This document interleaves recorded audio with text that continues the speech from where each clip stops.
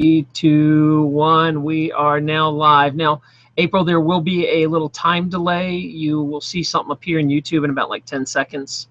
So it won't be on YouTube, and then all of a sudden you'll hear it start talking. You'll need to mute that out. Yeah, I muted it already. Okay. Well, welcome everybody. You can probably see us chatting behind the scenes. And welcome to the show. Sorry we had a late start with some technical difficulties there, but I have my guest with me. And we're going to dive into talking about things. But for you guys that have never been to a live chat stream, you'll see a conversation box going on where you can chat with other people. The way this show works is the first hour, I'm just going to focus on April, and she's really not going to be reading too much of the chat. So if you're asking us questions directly, you're probably not going to get an answer. After that, when I bring some people in, I can start answering some questions and taking your questions. So please understand I'm not ignoring you, but it's hard to run a show and read the chat at the same time. The other thing is at the end of the show, I'll allow you guys to jump in and ask questions to the panel that comes on, and even join us if you have something you want to add. And just understand that this is YouTube, and it has crashed in the past when we're doing a live show. If that happens, just tune back in about 2 or 3 minutes, and there will be a new stream that appears, and we'll just keep going as a second stream. It'll just start again. So the show is not off air. If it dies, it will come back. It is like Lazarus. It'll just keep coming and coming back.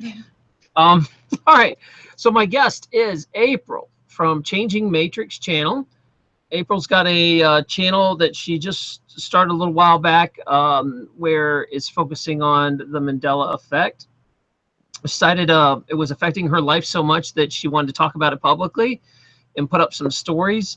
And what brought my attention to her was she knows an awful lot about rocks and meteorites. And we're going to talk about that later on in the show a little bit.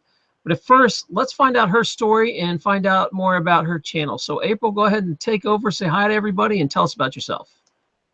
Hi, I'm April. Many of you I see from the chat section have been on my channels. I noticed your names from the videos. Been affected for a pretty long time.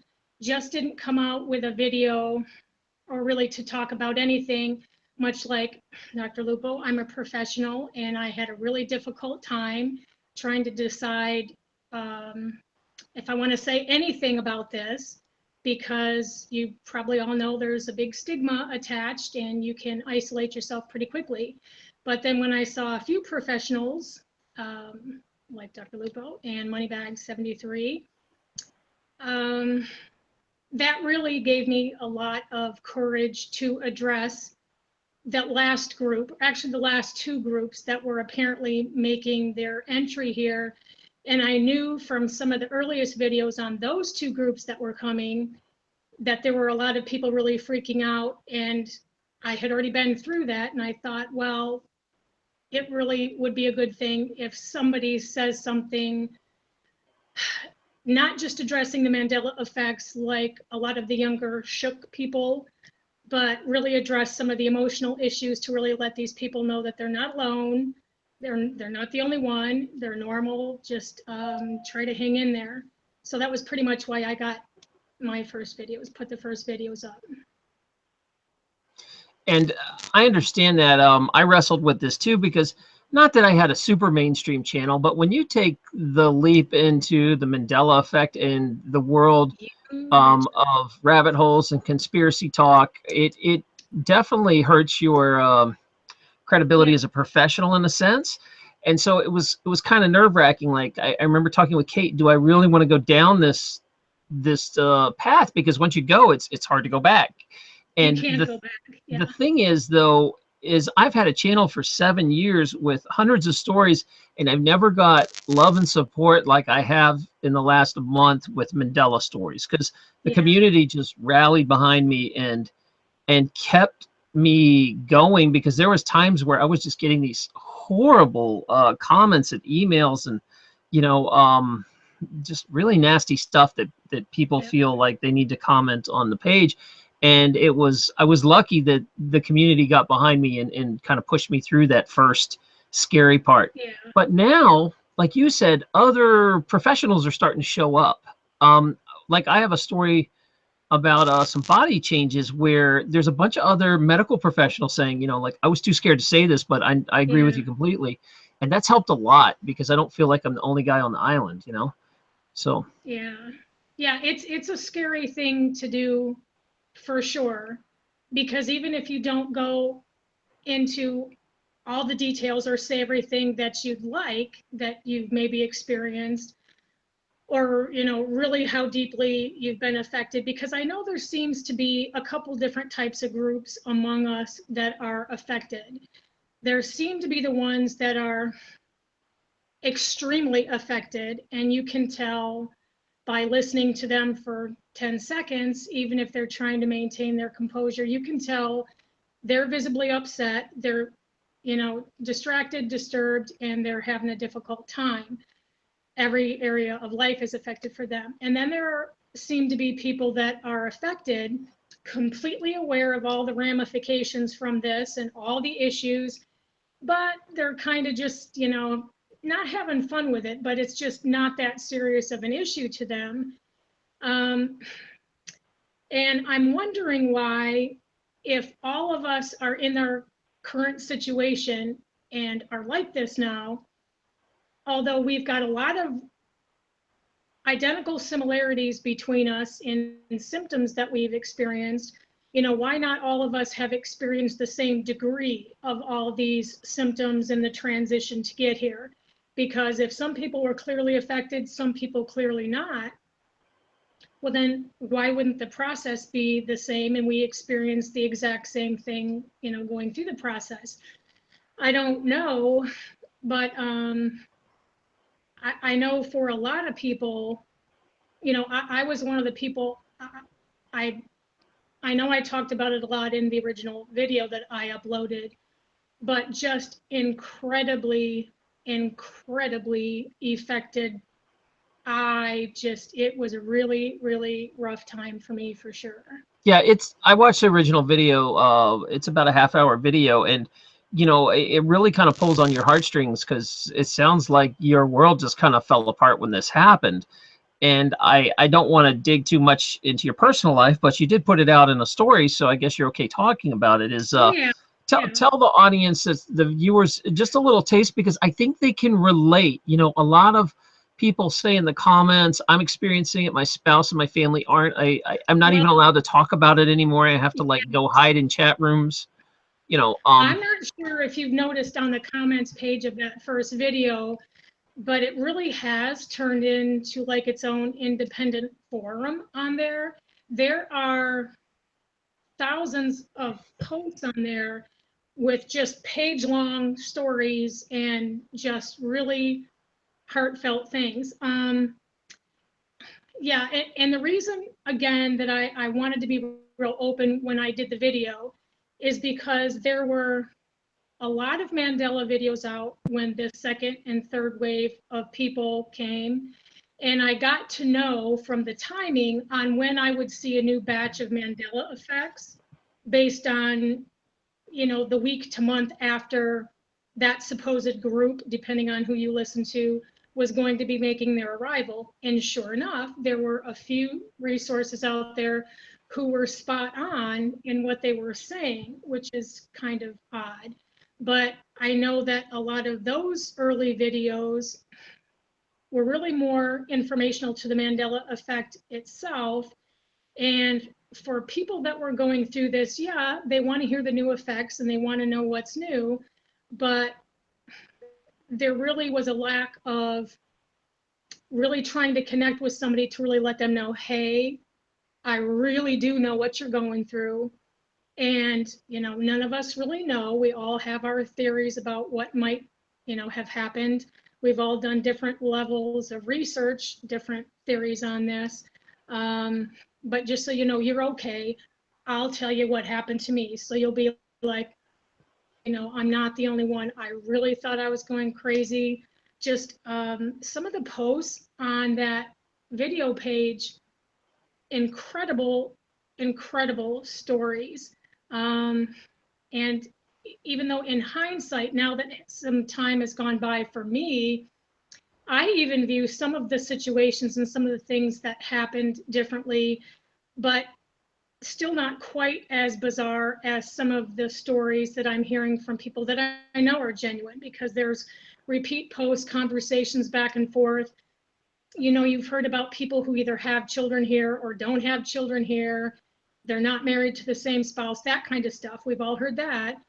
Well, there's even a couple of stories where somebody had been dating someone at the time that this transition was taking place, and they each had a different perspective as they broke up because it didn't work out. And as it turned out, none of the things that happened that caused the breakup ever even occurred. I mean, things that were going on for 2 years.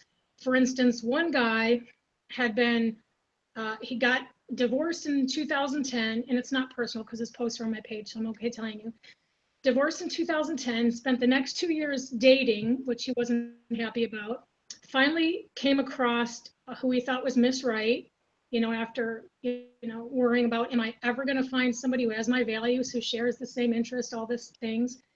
And met someone, dated. 2 years into the relationship, he started seeing red flags, and he on him. And he was absolutely furious. Hadn't happened before. His ego was gone. He just decided for himself, he's just going to have no contact, walk away, and that's going to be it. Well, before the breakup, the key to this, and another thing was, she had driven a Volkswagen something, and it's not the Mandela Effect Volkswagen, I'm going to say, but she drove this car. 2000 was a year 2000 or 2010. And she had gotten a new car during the relationship, and she had even been driving it for the 2 years they were together. He said, I remember seeing it every day in the driveway. We went places in this car. We did things in this car. So anyway, after the breakup, and he had all these texts and proof of her cheating and all this, well, he got a call recently, and this was a year or two after the breakup. And she pretty much confronted him because she found him at this time and said, you know, why did you turn out to be such a Jake? You know, like every other guy, you know, I really loved you. You were the only man I really loved. And he's sitting here thinking, you know, what do you mean? What happened? You know, you cheated on me and all this.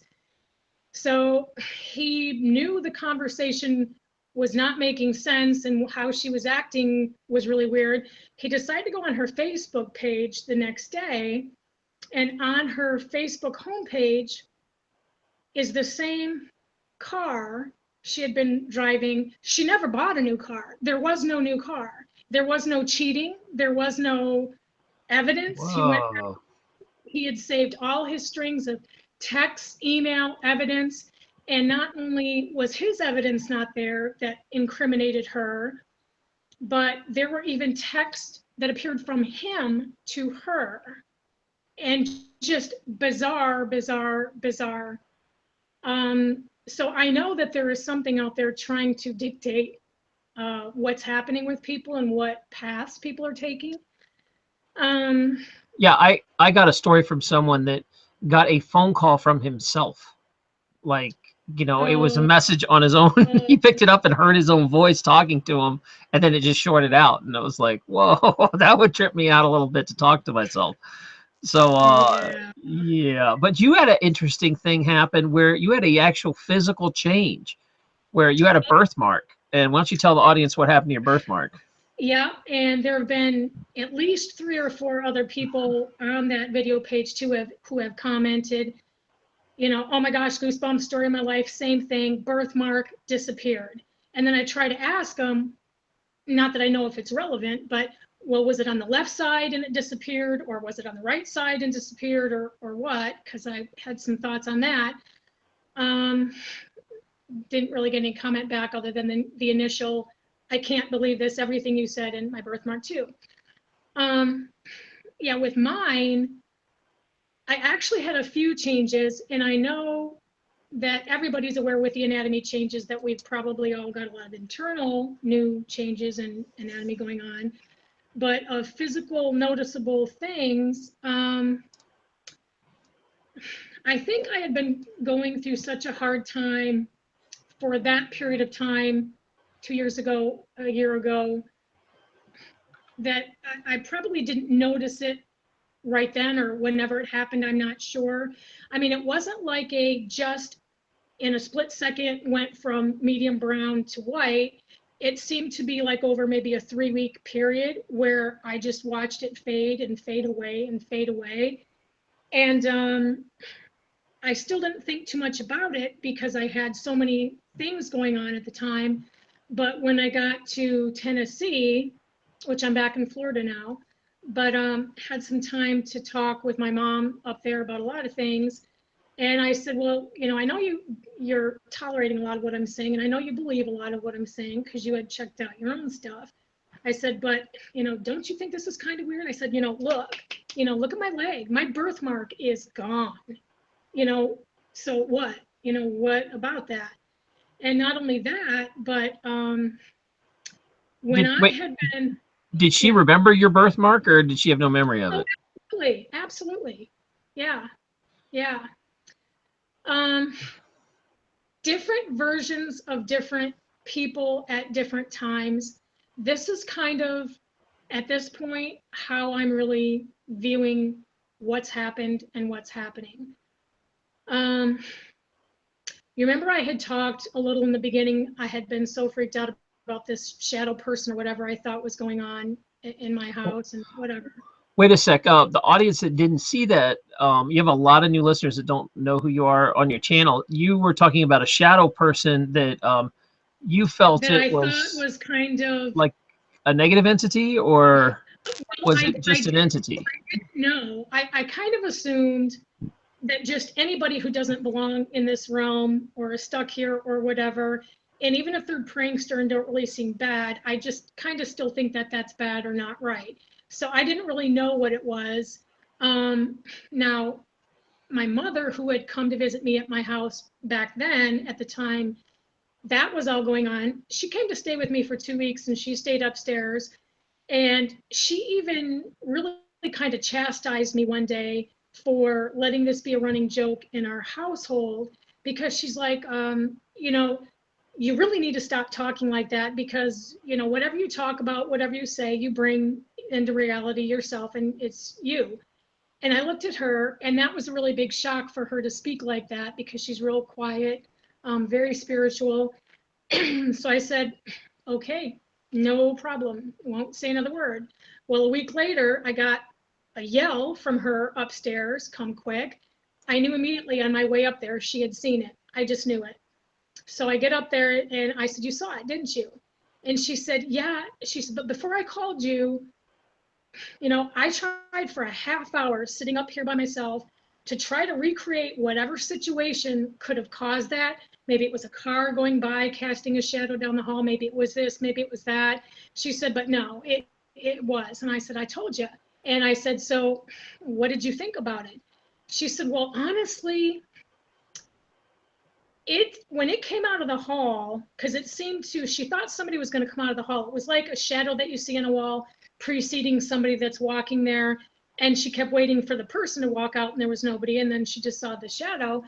But she said, when she saw it, it stopped right there. And it was staring across the room at her. She couldn't see eyes or features, but she knew it was. And then somehow she said it knew she was staring at it. And it seemed to be, in her feeling, more frightened of her than she was of it. And it just went back down the hall. So I don't necessarily think it was bad. And at this point, what I was going to say is, I'm not even really sure that it was like any kind of quote unquote entity. With all the shifting that was going on back then, truthfully, with all the stories I've heard now and what I've kind of pieced together now, it could have been one of my own family members in that space and time in a different dimension that I didn't see but could sense.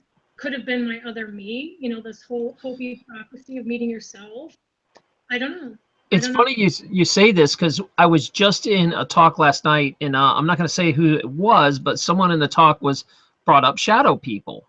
the same exact conversation. Their whole Oh, family really? seeing these shadow people.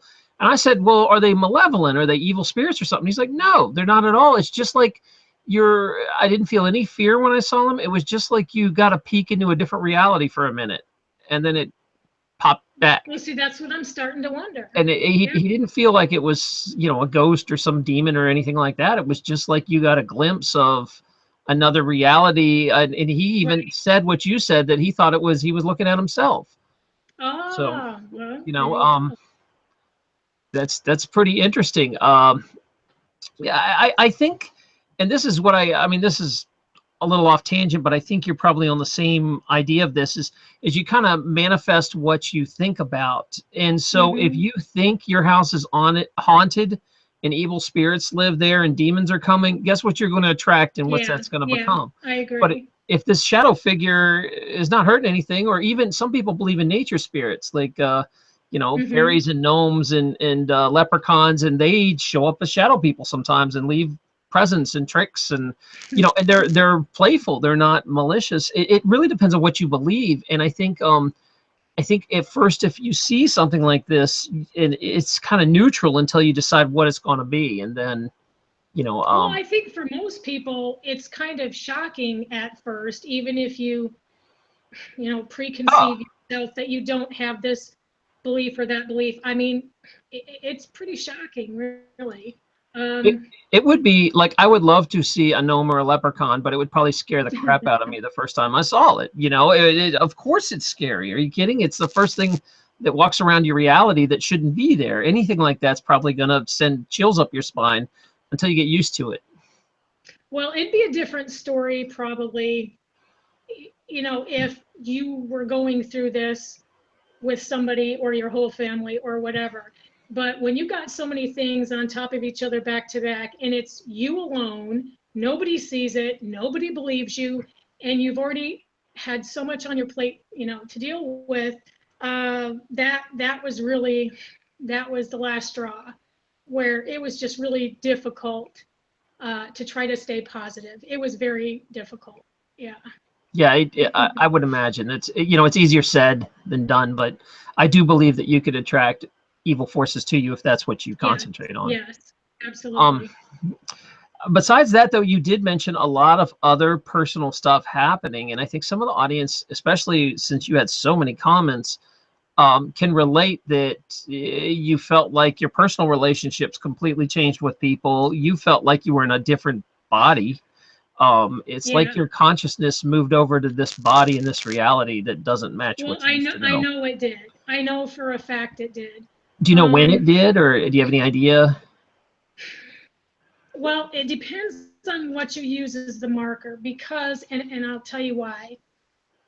For a few things ago, maybe 5 years ago, before all of this, before the difficulties started and before all these other things happened, where I had noticed a couple things that didn't make sense to me, but I had to just discount them and move on, because yeah, that's pretty weird. I don't know. Like, and I'll tell you what that was. The first thing I saw maybe 5 years ago, and I don't remember why I was on Google Images looking at this, but I remember the first time I saw the bones behind the eye sockets in the skull.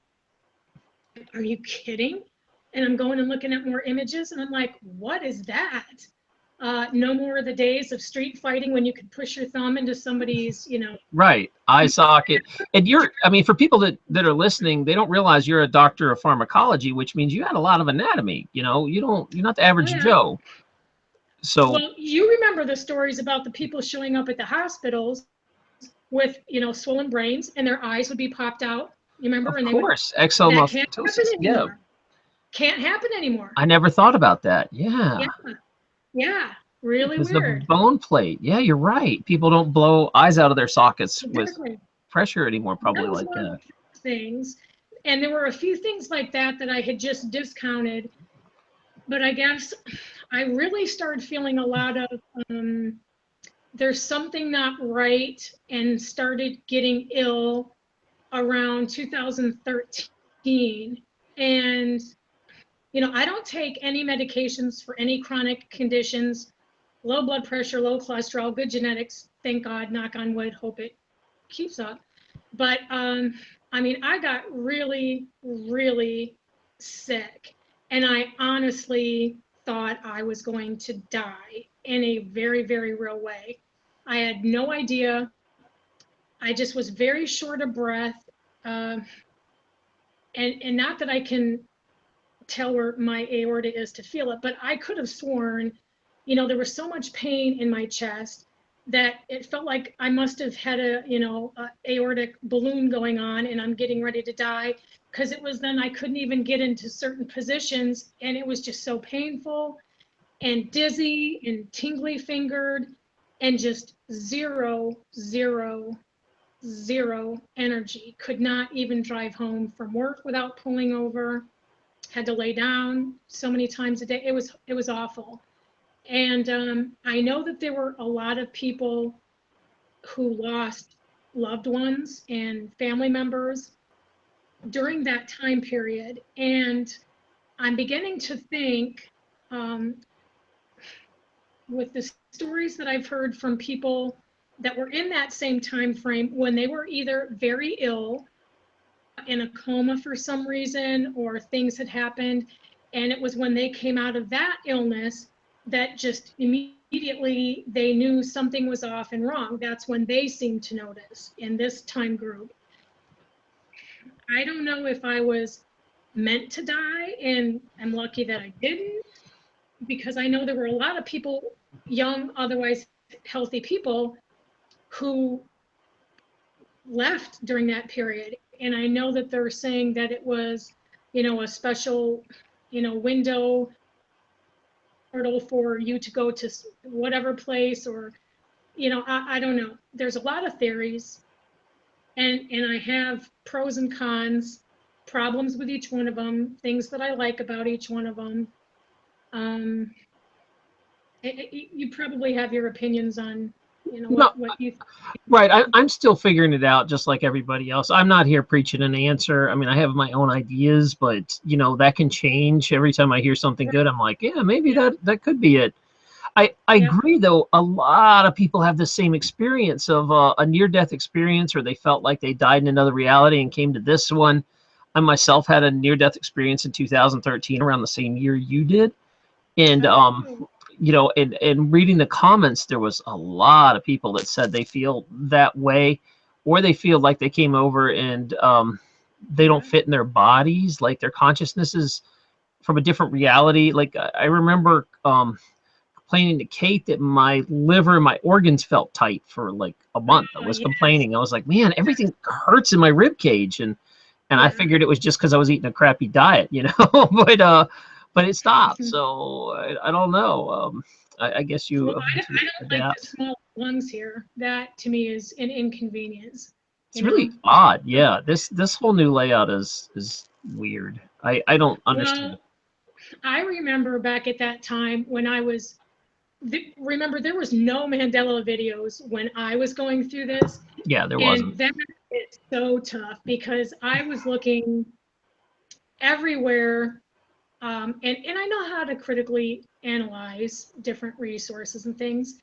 So I used to get really upset with people that said, you really need to get off YouTube. You stop listening to everything on YouTube. Yeah, I've heard Well, that for, one. uh, yeah, I don't believe everything I hear on YouTube. I know how to critically evaluate stuff. So just, what, you go and believe what you want to believe, and that's fine. Everything's great. So I had watched some, at the time, like higher ascension type channels, and I didn't watch a lot of their independently contributed stories because I didn't like the idea, and I'm still not really so sure what I think about, the stories from the Pleiadians and from the Sirius and Archons and all this stuff. I really don't want to go there, but there were a couple things back then, before I guess I made a firm decision on what I think about that, where they were talking about jumping timelines, and you have the control to do this and that, and this is what this coming thing is all about. And I have to tell you, because this is really weird, regarding the body change thing, is you know, you hear people talk about jumping timelines and visualizing things and how to do it, but that really still didn't help me much. I came across one particular video who explained the process and how to do that in such a particular scientific way that really connected with me and was a clear, okay, I got it, I get that. So I decided to do an experiment the night that I watched that video. And this is why I was still at the very tail end of where I was ill, but my heart was still like just hurting really bad. And I knew I was going to die of a heart attack or something. But I did what they said, visualized my thing. And as I was doing it, I had picked a point where I knew my heart was perfectly healthy, timeline, you know, all the things that they said to do. And I was going to rebuild my heart. Knew I could do it now because I understood in a way that would, you know, explain. And while I was going through this, I honestly felt these waves going away, was completely gone, never, ever, ever came back. It is unreal. Now, if that's not weird enough, because you could just say, well, placebo effect, you did it, and you know that's how it's working and whatever. I get that. I had gone to a physician to get, you know, so many diagnostic tests and physical, trying to figure out what's wrong, you know, echocardiograms, stress tests, I mean, every kind of thing, you name it. Well, they had noticed that I was having this issue, pretty much orthostatic hypotension, where if I was standing, you know, I would take a drop, but my heart rate, for whatever reason, my pulse rate was my normal, not any exertion, just standing there still, was like 130. And if I'm moving around or doing anything back then, you know, it'd be like 155. Now, you know, that's ridiculously dangerous. So after I did this thing, I went to get on a treadmill again because, you know, I was trying to still stay in shape even though my numbers were high because I didn't know why. But I got on and I noticed the first time afterward, my pulse rate was 50 points lower and I could not make it go up. Now that's pretty weird. So, you know, I got this birthmark, you know, my whole general physique itself, I know is different. My mother, she's the biggest one. She's like, April, I'm telling you, you know, you don't look like you. And I'm like, I know, Mom, I gained a little bit of weight. She's like, no, you know, this is not you. I'm like, I know. And a lot of things different. And I know now happened to me, you know, that night that I experienced, you know, the guru thing. I really understand that I am just in whatever chakras you're conscious. I totally get it now. I am not this outside person at all, at all. I'm all like right in here somewhere, you know, afraid to die anymore. You know, I used to be afraid of dying, not in the least anymore. Mm-mm. Yeah, that's one thing that happened to me with this is, you know, I realized that this reality is fake, that this isn't real here, where if we can jump around like this, it really takes the scare out of death. I used to be really scared of death, and man, all that went away when I finally had an experience, a spiritual experience, and understood that it's one thing to talk about it, but when it actually you feel it and it happens to you, it's a whole different world. It's and and kind of the Mandela effect for me has been confirmation that this reality is not real. Oh yeah. You know, it's so obvious, and to me, that's really empowering. If it's not real, then you know, all I have to worry about is experiences, because you know, we just Isn't it strange? it takes the fear out of everything, really. It does. It really does. You get to a point, whether you're positive or negative about it, actually, you do get to a point either way where you end up at the same place and you just you don't have any more fear. Um, you know, hopefully they will end up in a more positive, way of viewing things. Because I kind of worry about the people that think this is, an evil, satanic thing that's happening and whatever. And I'll tell those people, if there's any of you listening, because like I said, I kind of got problems with each of the theories about this, but regarding this being evil or satanic, for a minute, if you've got Satan, who's got an agenda, he's doing this to all of us, and now here we are. Most of you know, as well as I do, in looking at all the comments, that most, if not 100% of us, have come here much, much, much more spiritual, and we are the best versions of ourselves here, and we know that ourselves. So is it going to really further Satan's agenda to do something to us, and now here we are, much more spiritual people?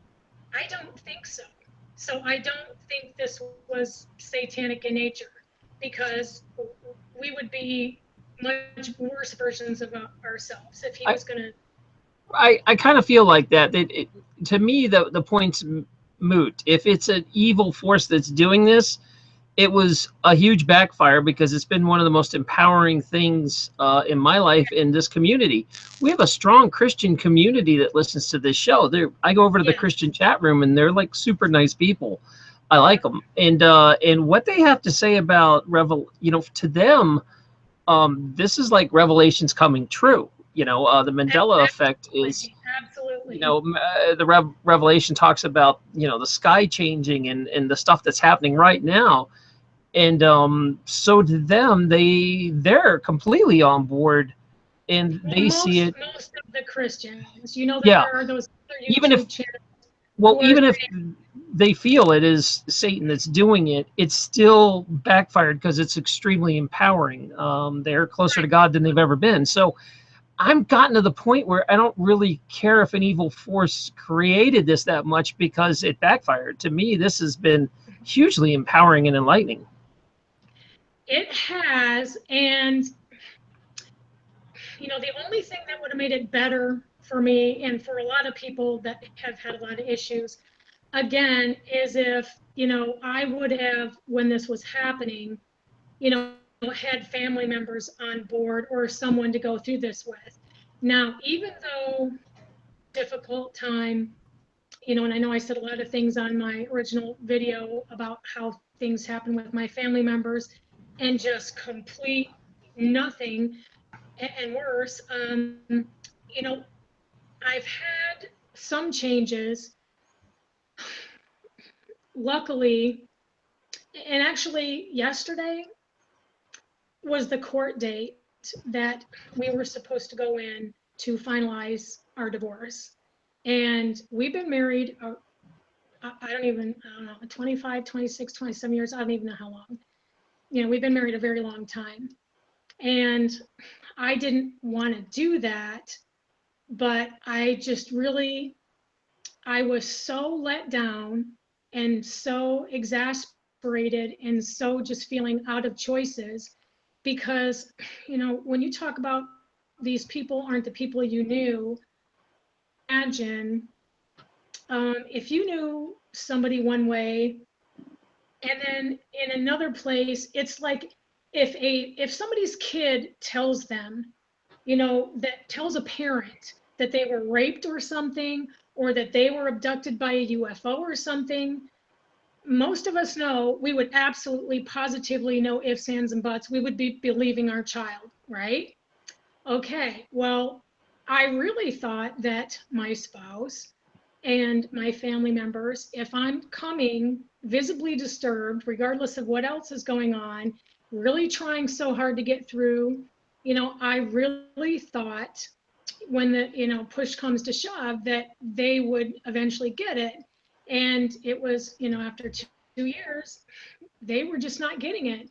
And I just felt so ostracized. I felt so disrespected, blah, blah, blah. Well, anyway, I had a very interesting thing happen.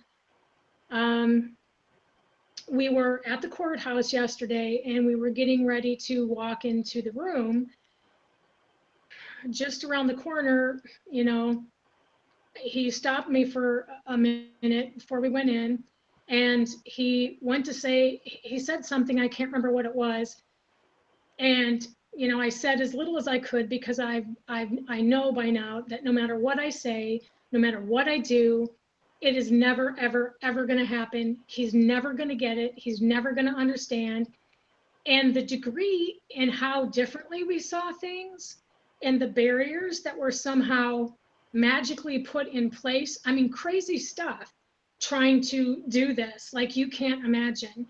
And I just finally knew, you know, even if he didn't see it, I know it, you know, I just need to shut up and let it happen. But he had asked something, so I decided to tell him, you know, one last time something, and I went, and I went a little bit more, and I started describing to him himself in this other world, and really giving him some detail about the differences in who you really are. You know, I know you think you know who you are here, and just like I thought I knew just before all this happened, you know, I really thought I knew myself inside now, regardless of what. And, you know, I might not have been the absolute most enlightened person, but I still thought I had a pretty good grip on reality and myself. I said, let me tell you something, Steve. If this ever happens to you and you get to go meet yourself, you're going to be really surprised at what you see, because you have not been willing to listen. And your ego, that was the thing you fought in your other self. You know, he was so Eastern philosophy, so Zen, so centered, um, pretty enlightened. And here it was like he had the memories of the base qualities that he had, but everything else was just talk, and he really didn't have it in him. So I started telling him a lot of stuff about himself and who he was. And, you know, hopefully that someday he will try to go, you know, grasp onto his higher self in there, because you have no clue who you really are, and you are not your best version here, and you would really be disappointed in yourself, and I can tell you that. So anyway, something must have finally clicked with him after this 15-minute conversation. So he said, we can't go in there. I know it's a mistake. We can't go in there. We need to go spend the day. We need to talk. And so we left. We didn't go in the room, and ended up spending the day sitting and talking. And he really seemed to be a lot more receptive this time. And I could tell finally, for the first time, no pre-programmed responses, blank, don't know what to say. He actually heard me this time, and he listened. And I thought that was fabulous. So we went back to his house, and one of our daughters was there, and this freaked us both out. And I was just so glad this happened. I was thanking God. I still am. We walked in, and my daughter was sitting on the couch. And the first thing she said when we walked in the door, she said, "Hey, Mom, what does it mean when you're seeing the 1111 all the time again?" And I looked at her and I said, "See," I said, "I told you. I know," because she had started, you know, forwarding some of the Mandela videos, and she was starting to kind of believe, you know, half-heartedly, without making waves with the rest of the family. And I know, after I was well into it, when I started seeing the 1111, crazy, crazy all over the place. And then I saw some sequences of some other numbers all over the place. I knew it was going to be okay. I knew she was going to be okay. I knew that this wasn't for sure. Now I know it's not a bad thing, because now, you know, she's going to get it. And now he's at least starting to listen. So maybe the truth is what some of these ascension people say, you know, that just be patient with, you know, your family and loved ones, that, you know, people, it's not going to happen until they're ready to wake up, but, you know, it will slowly happen.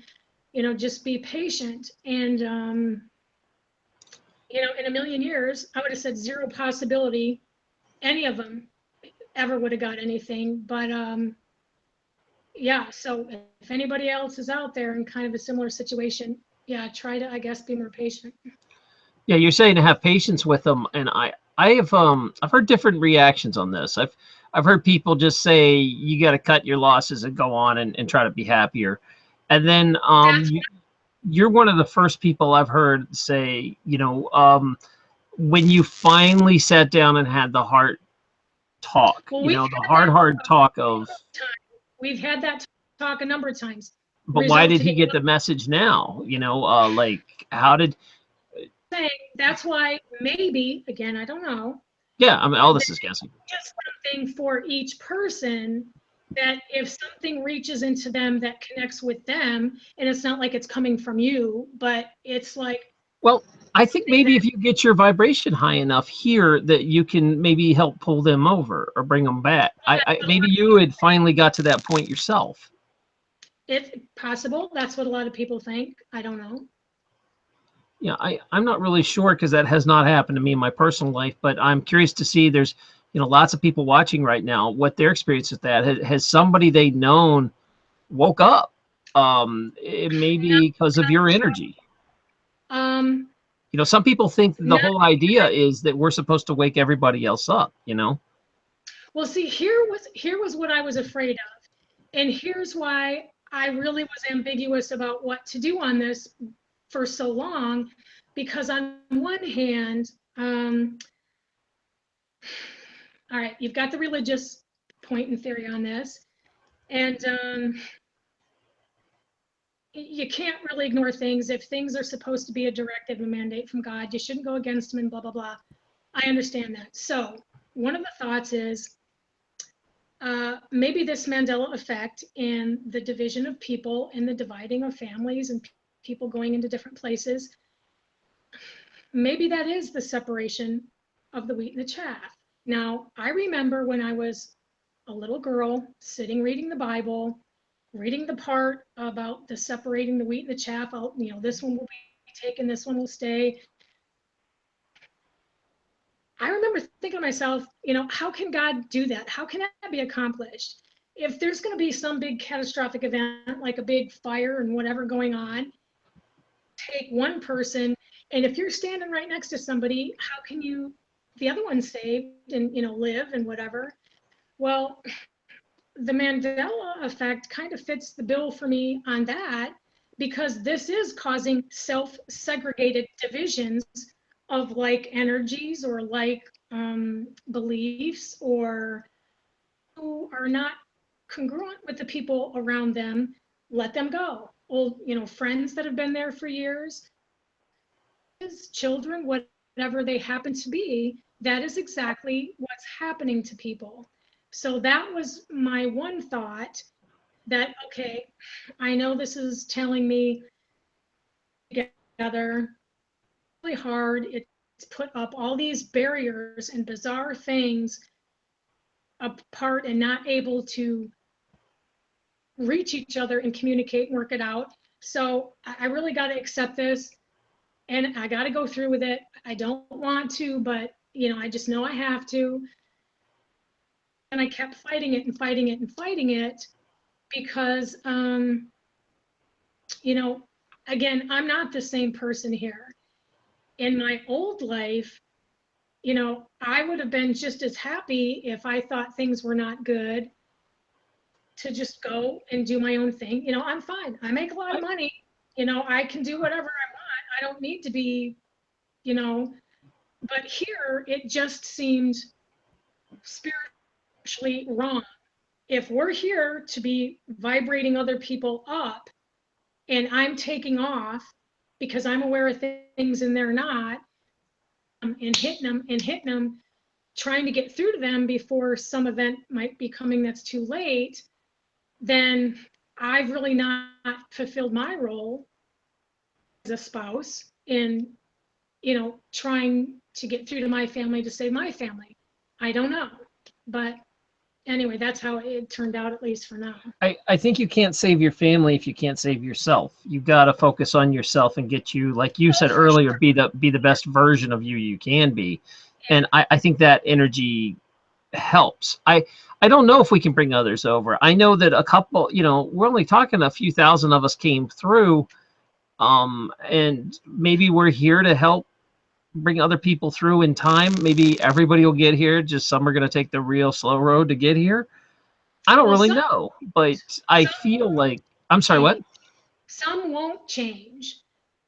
Some are meant to make the choice to stay in this 3D world because they don't even want to go into the next level, and that's fine. Like you've probably heard on your research, they might still feel like they have some life lessons they need to learn, or they can't get out of the matrix or don't want to. They're happy here, and that's fine. And I don't think we can, by our own work, change anybody either or make anybody see anything. But I do think, yeah, go ahead. I feel like you can affect people around you if you're putting off a nice positive energy. That people are attracted to that and will come. And I know in my own life, I'm constantly trying to make the positive decision. And the more I do that, the more people come to me and come with good things and brings good things. So I understand what you're saying. I guess I'm just hopeful that maybe we can get through to some people and bring them over. But if it's not, then it's not their time, and they'll catch it on the next life, or they'll catch it in somewhere else, in another reality. It doesn't mean they're dead and they're stuck. And one last thing is, a lot of us believe that a lot of people are put in your life aren't real, that they're just here to interact with you, but are not real conscious streams. So they're all going to get left behind. They're just a computer program in a sense.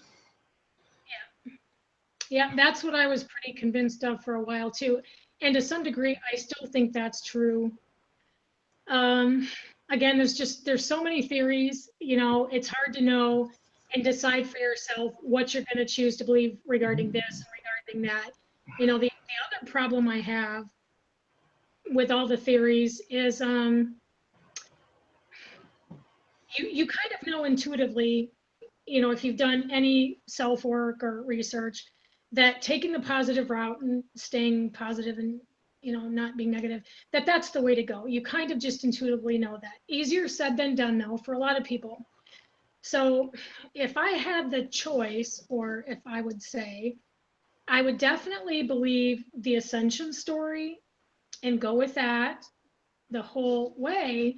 The only problem that I have with that, if that's what's happening, is everything that I've been seeing in the sky for the last 2 years. I really still don't know what to do with that. And here's why.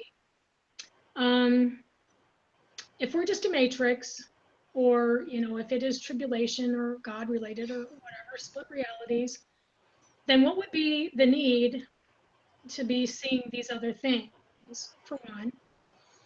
Perhaps more importantly, I remember in 2004, school, I was at a pharmacy conference in Seattle, was on my way home. In the airport, I got a scientific magazine to read on the plane. Remember for a fact, there was a 5-page article in there on this small mini solar system that was going to be moving through ours somehow. Pictures, 5 pages of information, scientific magazine. And I remember thinking to myself, damn, I hope that doesn't happen in my lifetime. And there's no trace of that article anymore. Now, I have a problem with that, but it doesn't necessarily mean it's 100% bad and this is what it is, because if we are in split realities and we're kind of diverging off, maybe that's going to be for another reality to experience, and not those of us who can keep the energy high enough and go on to another plane. I don't know, but I still see the halo today, and it's getting bigger and bigger and bigger, which means something is getting closer and closer and closer. I know For, that. for people that haven't seen your channel, we were going to get to this because I do want to still talk about the meteorites and rocks. I promise we'll get there. But you spend a lot of your time on the channel also looking at the sun and the clouds, and that's tripping you out a good bit because you're saying that there's a halo around the sun, a normal size halo, and lately it's been increasing and getting bigger and bigger, like we're getting closer to the sun or something. Is that what you're saying? No, I'm not saying we're getting closer to the sun. What I honestly think is happening is if this is a Nibiru planetary system, brown dwarf, 7 planets, they've got their own moons and all that, that I had read in the article that's not there anymore, and that a lot of people have been purporting for the last few years. I think as they've gotten closer, they did, you've heard of the NASA sun, simulated sun patent, Yeah, right? that was like 50 years ago. They thought they could make a fake sun. Right.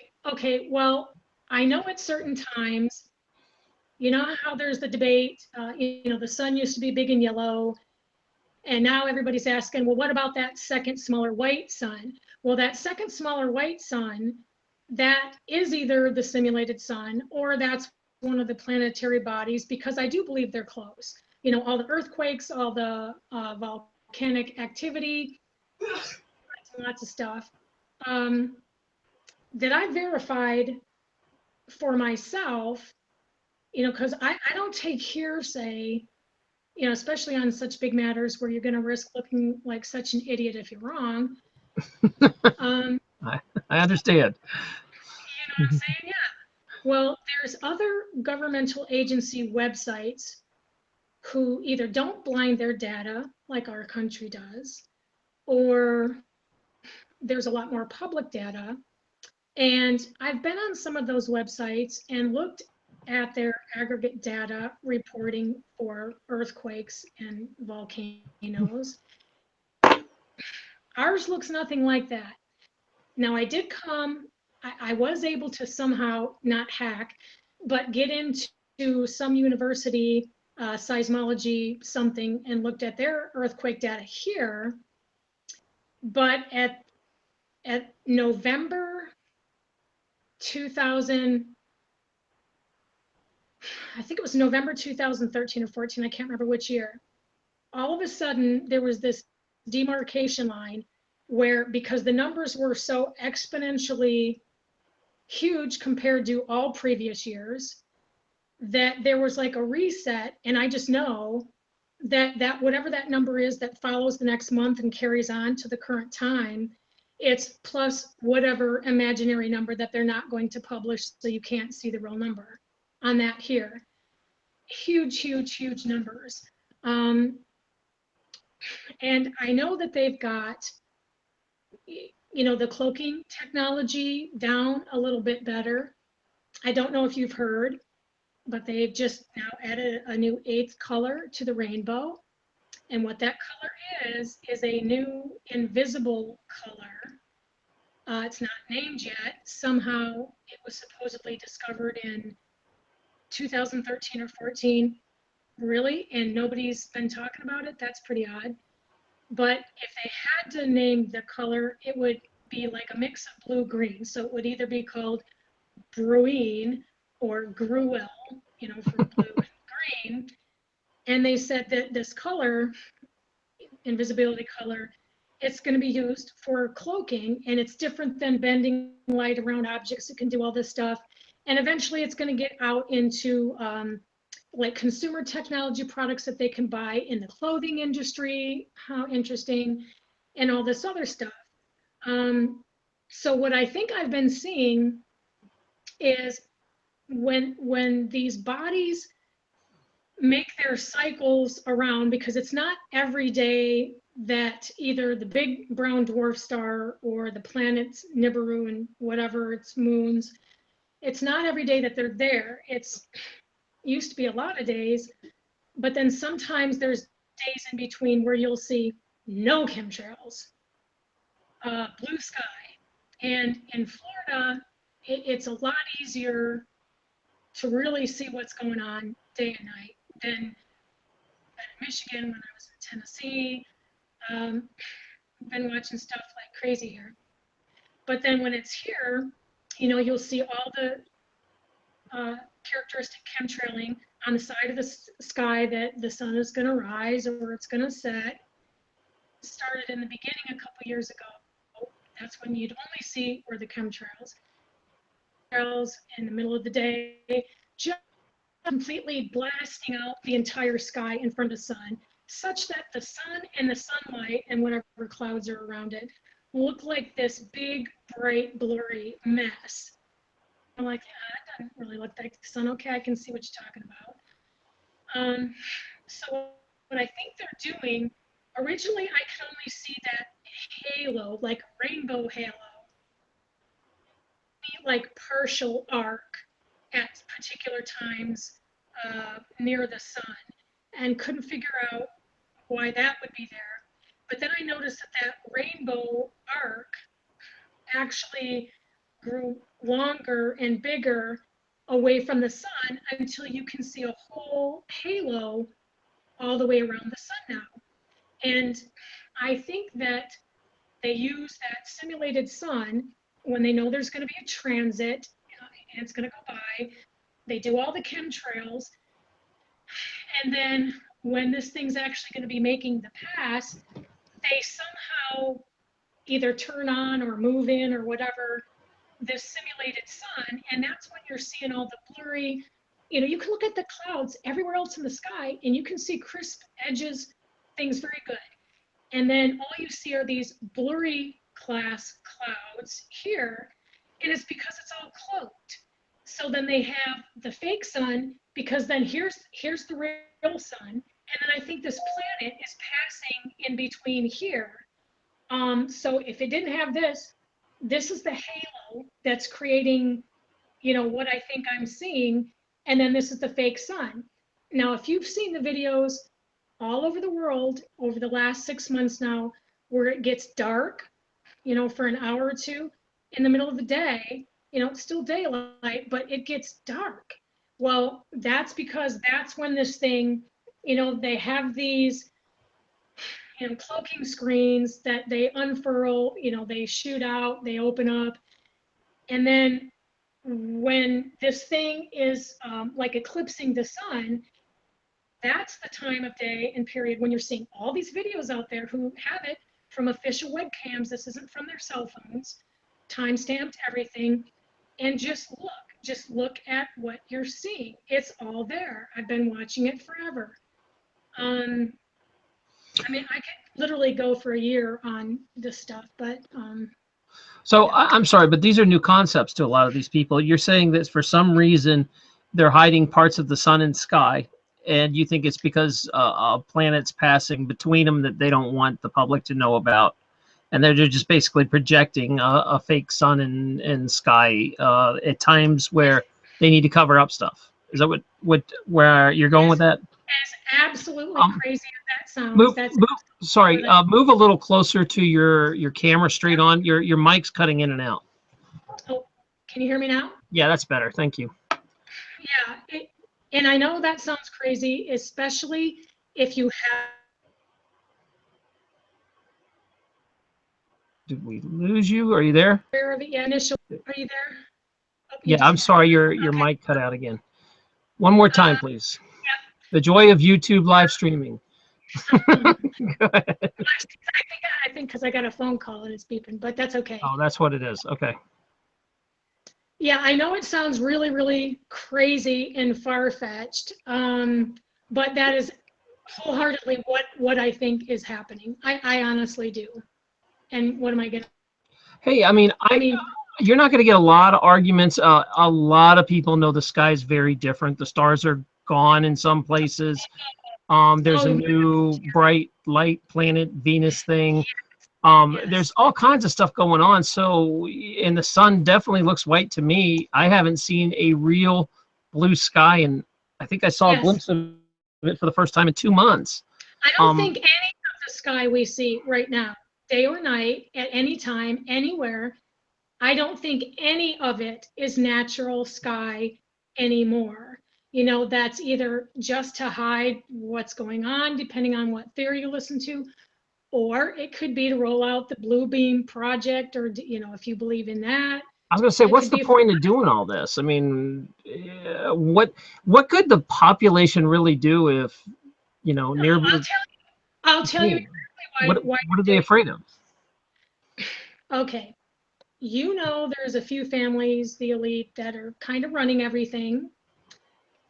What do you think is Sure. going to happen if this is the story and they make the announcement, they make the disclosure to people? What do you think people are going to do? Do you think that they're going to continue keeping the economy going so that all the money continues to trickle up and keep feeding the elite, making them richer and richer and richer? Or do you think people are going to quit their jobs right now, be with their families, prepare properly, and do what they need to do for this coming event, which might or might not be, to varying degrees, a rough ride? I mean, But the might powers be, that be, I don't think can stop the event that's coming. They can mask it and try to ride this pony out as long as as they long as can. they can, and that's what But they're doing. But but they're I'm not surprised. telling people, because they're going to stop working. All the business is going to stop. There's going to be chaos. Do you think they want that to happen right now? I That's don't their think plans. I don't think That's no, they're a psychotic class of people. I don't think they care about us at all, and would get no, rid but of us if they could. But they the want money to continue. They but want functions to continue. I'm with you. They would ride that thing they've created out Yes, to the ground before they blow it yes, up. I get you. yes. The flip side, though, is I have to stay in a positive place that this is coming, and this time of evil's ending. I hope, this Well, time where you can be controlled, and the but secret governments can't do it much longer. can't stay positive, because it doesn't still have to be a negative thing. And if you think, well, how's that positive? If you think this is coming, then how can you stay positive? Well, I'll tell you, because none of us still really know. I don't care who you are, none of us really know what the true story is. So if this is end time, if this is, a creator thing, biblical thing, regardless of what it is, even if it's just plain old, nothing else is going on but this planetary system's coming through, and there might be a pole shift and it's going to be destruction. Okay, so what? I had been at the point for so long of trying to figure out what was going on. What am I going to do? Yeah, if you allow yourself to be in a bad place, it's going to be futile anyway. So I'm back in Florida. I left Florida because of this. And I got to a point where, you know what? It could be ascension. This could be a good thing. People, a lot of Christians are so staunch Christian that, they'll blast anybody else if they don't just accredit this to end time, God coming back for judgment and all that. Well, I think we really risk putting ourselves in a bad position if we get in a box by really assuming that we know for sure, and we're the experts from reading the Bible, that we know what it's really going to look like in the end of times when the Creator does come back. It talks about him coming back, in a blaze of glory and a brilliant light. Well, what do you think is going to happen when these planets come and this happens? That's what it's going to look like. It's not going to look like a physical form of, man, of God. Photon belt, the ascension story. What do you think that is? And what do you think that looks like? That could be the reason they're chemtrailing the skies. They're trying to keep out as much of this photon energy out of our atmosphere as they can, if it's going to be waking us up, if that's what the story is. That So makes it could be sense. Yeah. that. Yes, yes. And I So I was going to say, there's, I guess I'm surrounded by really good Christians, because I'm not Christian, but the ones that hang out on my channel and go to the Christian chat rooms, very open-minded, very positive people. And they one does not have to exist without the other. There is a balance you can find yeah, of ME effects in Christianity. So yes. I do want to extend the olive branch out to those folks, because Oh, I don't like any idea that I mean, there are some stubborn Christians and there are stubborn people that aren't Christians that are just never going to listen and set in their paradigm, and that's fine. You know, my job is not to save everyone. My job is to help this community find each other and support each other and keep pushing positive. That's my job. Just Yes. I know Yes. this whole world is fear, and it Yes. will eat you And alive if you just focus on all these scary Bilderbergers and terrible things. yes. Okay, it's okay, fine, admit that stuff, and then let's move on. What are we going to do positively to get ourselves out of it? Because otherwise, man, you're stuck in a crappy Yeah. life Yes. And of fear. that's not a good place to be. You know, I do believe, I do believe in the creator, divine creator. And I do think that's the way to go, regardless of whatever is happening, whatever the story is. Yeah, The only thing I was saying about being in the box, it really hurts me. And I just don't like to see, I know that there's a lot of people, that really bash each other's religion. And it, one is not mutually exclusive, really, to me, than another, because whoever and whatever God is, that's what it is, regardless of, what you call him. It's the same. And, the elite have their plans to do this and this and this. And everything throughout history with them has been a plan of division, division, division of the people, divide and conquer. So I just don't like it when I see people of any religion bashing or fear other religion. That kind of hurts me because they don't really realize, that's we it. are all one. The Tower of Babel, baby. That they can't let us all work together and communicate. They got to keep us apart. And that time is ending. That time is going to quickly be over. I think in Yes, my lifetime, that this deck of cards is coming out and they can't stop it. And that's what's so cool is all that's what I believe. this time's over, man. I'm hoping it sure doesn't feel like that it feels like something huge is happening, and it's just a positive wave if you get on it, you know.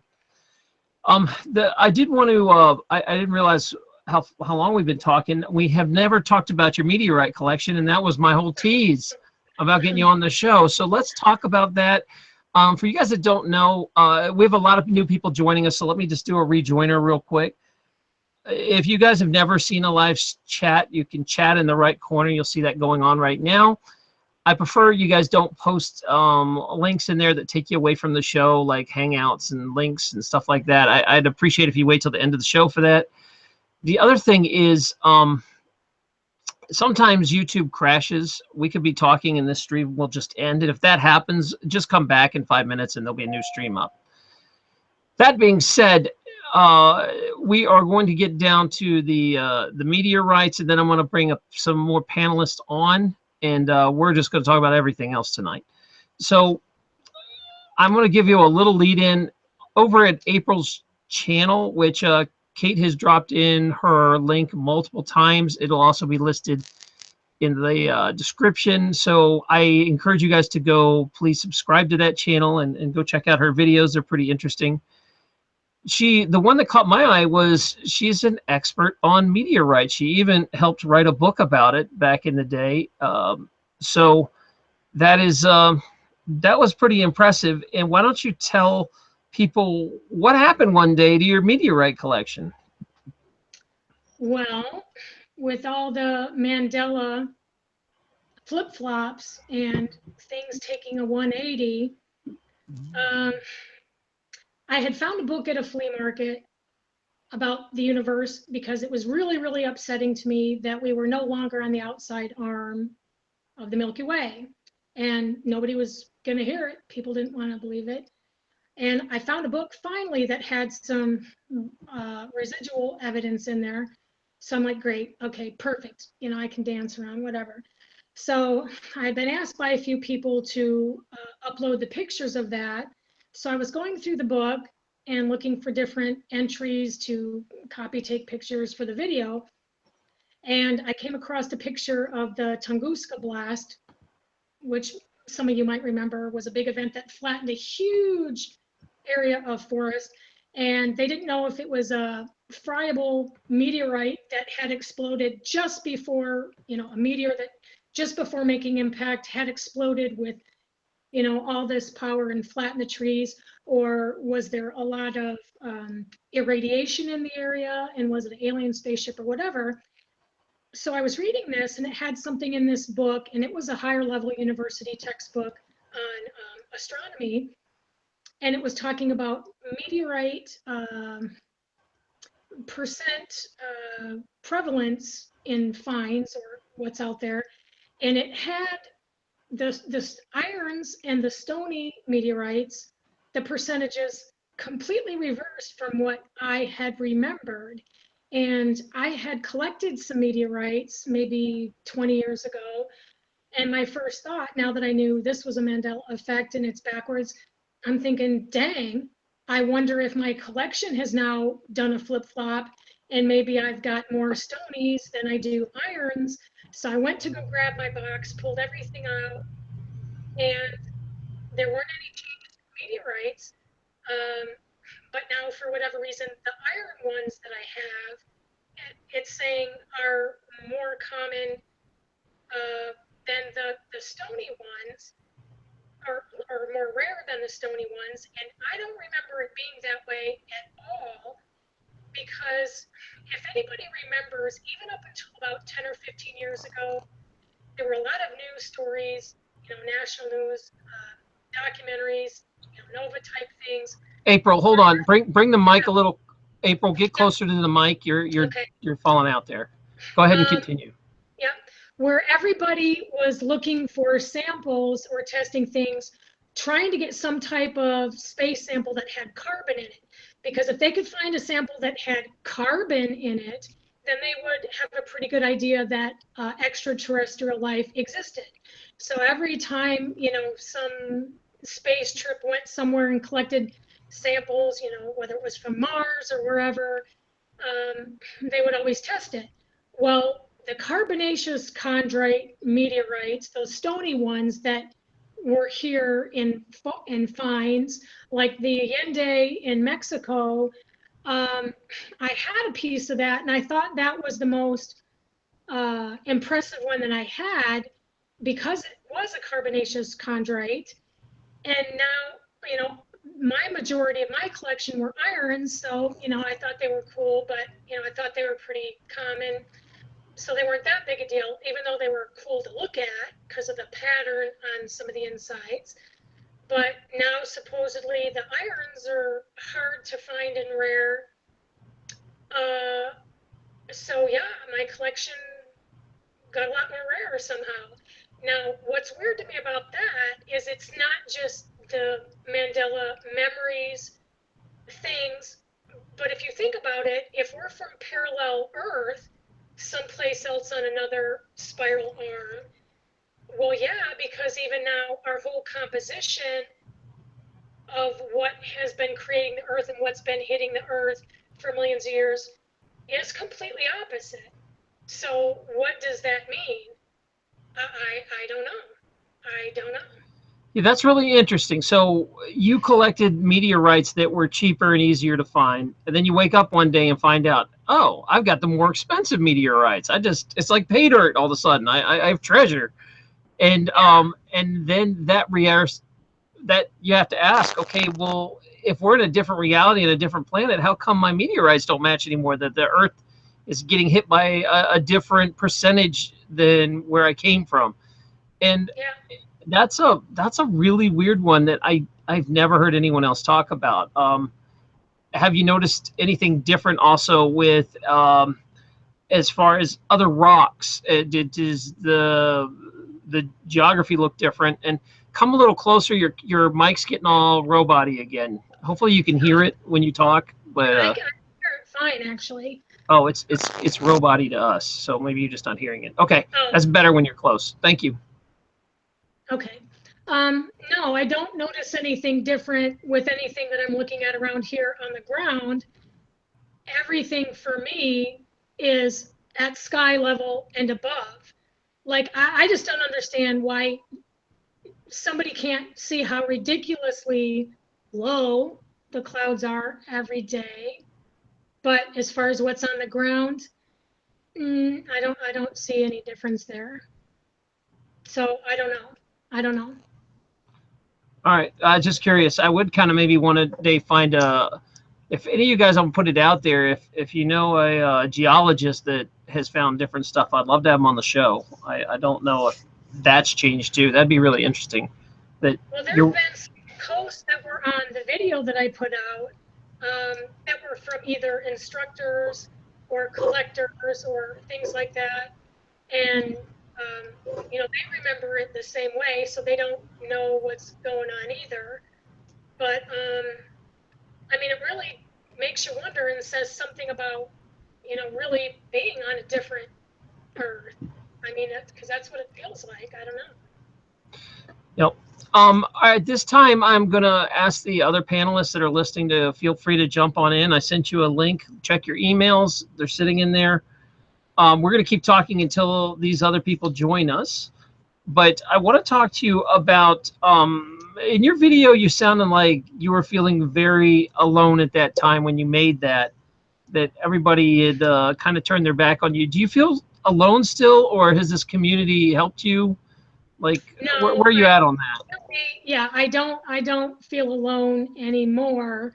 I probably still would, even with the community. Um, you know, but really the videos were more for helping other people, not for really trying to feel so good myself, because I probably still would have felt, just because things are so off and you know, just so difficult to figure out, even though I'm you know, really positive now and have some good things that I think are theories now. But, you know, with the family, they're starting to come around. And, you know, I think that's probably been the best feeling for Well, me. some of the questions I had were people want to ask, when are you going to start putting new videos back up? And they also want to know what happened with your survey, if you have the results for that yet. Yeah, I had put on the comments there it was going to be 30 days after the initial release of the video, which is still a week away, and then another release of data at 6 months when there was, you know, a larger aggregate pool collection. So it's probably going to be another week before the initial data is released. I've gone in there several times to take an early look, you know, at significant trends. And there are some very unique areas where we've almost 100% answered the same way, which is pretty unusual. Then there's other areas that don't seem to have, you know, any relative meaning, where we're kind of just across the board. So in another week for that video, and then at 6 months for another release. And as far as other videos, I was gonna put one up a couple days ago, but then had some other things that I saw and other things that I wanted to contemplate. So I'm not sure when that next one is going to be. Like I said, I just ended up coming back to Florida, and I actually just got an apartment and got another job at a pharmacy, because I think I'm at the point where, you know, I had studied things to death. I had researched things to death. I tried to figure out what was going on to death, and got to the point where, okay, you know, no matter which it is, it's going to have to be a positive one. And I need to get back out and have some normal semblance of life. So decided to go back to work a couple weeks ago, manager of a new pharmacy, and had to get an apartment. So pretty much had to drive from Tennessee because my flight got canceled. My interview was the next day. So I just kept driving. People are saying they can't understand your mic in the chat room. Can you get closer? I don't know what's going on with your phone there, your mic. It's probably there just you go. Not to hear. It's, yeah, I don't know. There, it's better when you lean in. It's just the way phones work. Sorry, I don't mean to interrupt you, but they can't hear what you're saying. So no, sorry. So I'm not quite sure when I'm going to have a chance to do another regular video yet. still probably Okay. within a couple weeks. Yeah. All right. I just told people I'd ask that. I want to welcome on one of our returning panelists, Boris. I don't know if you guys have met each other, but he's one of our favorites on here, and he has a standing invite whenever he wants to come on. So, Boris, what is your take on where we started this conversation as far as Mandela effect affecting you, but not people around you? You probably heard some problems like, it completely blew apart April's life for a while. Give us your take on that. Well, to reiterate, my father was originally the person who introduced me to the Mandela effect, and it took me a while to come around to it. I think you really have to have that personal experience. You have to have that kind of shocking moment where you're like, wait a minute. Okay, and then, you may sleep on it, you may step back, and then it's still there the next day. And that's the big shock for a lot of people, is their memories are conflicting with a new experience. And of course, I think I mentioned last show, the big thing with this is cognitive dissonance. Like, a lot of people, they don't want to accept that their memories may be false. And the fact that it's happening in a wave and a lot of different people are having this same experience adds so much more fuel to the fire. But going forward, she mentioned about like seeing like shadow people and all that stuff. I was like paying attention to the chat. I think a lot of people who have the Mandela effect, and you guys mentioned like the spiritual connection for people who've experienced the Mandela effect, they've also experienced these anomalies, I guess. I've had sleep paralysis, but it only started to occur over the last like 2 years. And that's also when the Mandela effect kind of hit my radar, which I think is really, they say correlation is not causation and all that stuff, but it's a symptom. It's a symptom of the Mandela effect. And a lot of people are not addressing that. People are having these strange sleep disorder type events. People are having physical phenomena. It's not just your memory. People are also experiencing these ailments, I guess, that seem to be psychoschematic. They seem to be physiological, neurological. And that just brings up so many more questions. And this is a large topic.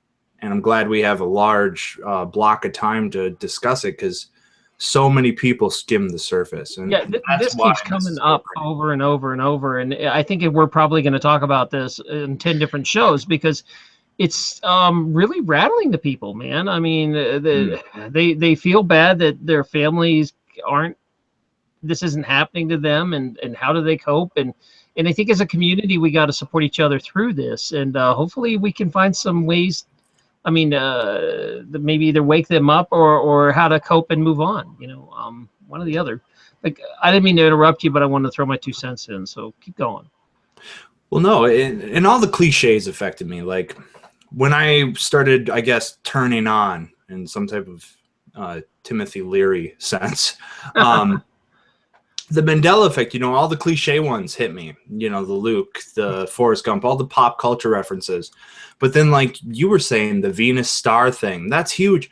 The halo effect. You mentioned the halo effect. And I said this in the chat. People should look up, I think it's called snow dogs. That is a real effect, but the fact that they're occurring more frequently, and yes, they occur during the winter, but I've seen some during the summer, a lot of weird things. And that's just it. Is this dimension some type of illusion? Is it Maya? In the Indian sense, the Orient or the Eastern esoteric philosophies call this dimension Maya. It's the illusion, and we need to transcend it. And that goes back to a lot of different spiritual philosophies. And you were saying that you had some groovy cats in the Christian community of yours, and that's great, because a lot of people don't know that Gnosticism predates Christianity. And I'm not going to go into some type of comparative religion course here, but the fact that Gnostics believe that the three-dimensional material world is inherently evil and it's meant to be transcended, and it's a kind of purgatory for your soul. And if you do not transcend it, or you're not ready to transcend it, you will be reincarnated into it. And a lot of Christians are stuck on this concept of it's a battle of good versus evil, but we mustn't forget that without good, evil cannot exist. And someone said earlier that, in fact, I think it was your guest, she said that she doesn't believe really an evil force created this. And then you said, well, it can't be because it produced something good. But that's the thing about evil, the duality of evil. It has to produce something good. Otherwise, it wouldn't exist. Evil without good is not evil, and good without evil is not good. So we need both in the world. And the fact that Christians think that, and I'm not saying I'm not discrediting them. I'm just bringing up the fact that in order for something evil to manifest the Mandela effect, it has to produce something good, because it's the nature of this world and duality and manifestation that all elements and all phenomena have to have both sides of the coin to operate properly. Yeah. Do you want to say anything on that, April? Well, you know, the point with the groups that are talking about that duality right now, though, they're talking about all these signs that are supposed to awaken us, to remind us that we're leaving duality to recognize that we're one. I think the point is to move away from duality, even though that's what's existed here, that somehow to transcend into that next level, we've got to all recognize that things are one and the same, you know, that they're all part of the same thing. So, you know, good is part of bad, bad is part of good. That the 3D is about duality, and that we need to recognize that, and recognize oneness is the message that I'm, you know, hearing. Yeah, I go back to this all the time.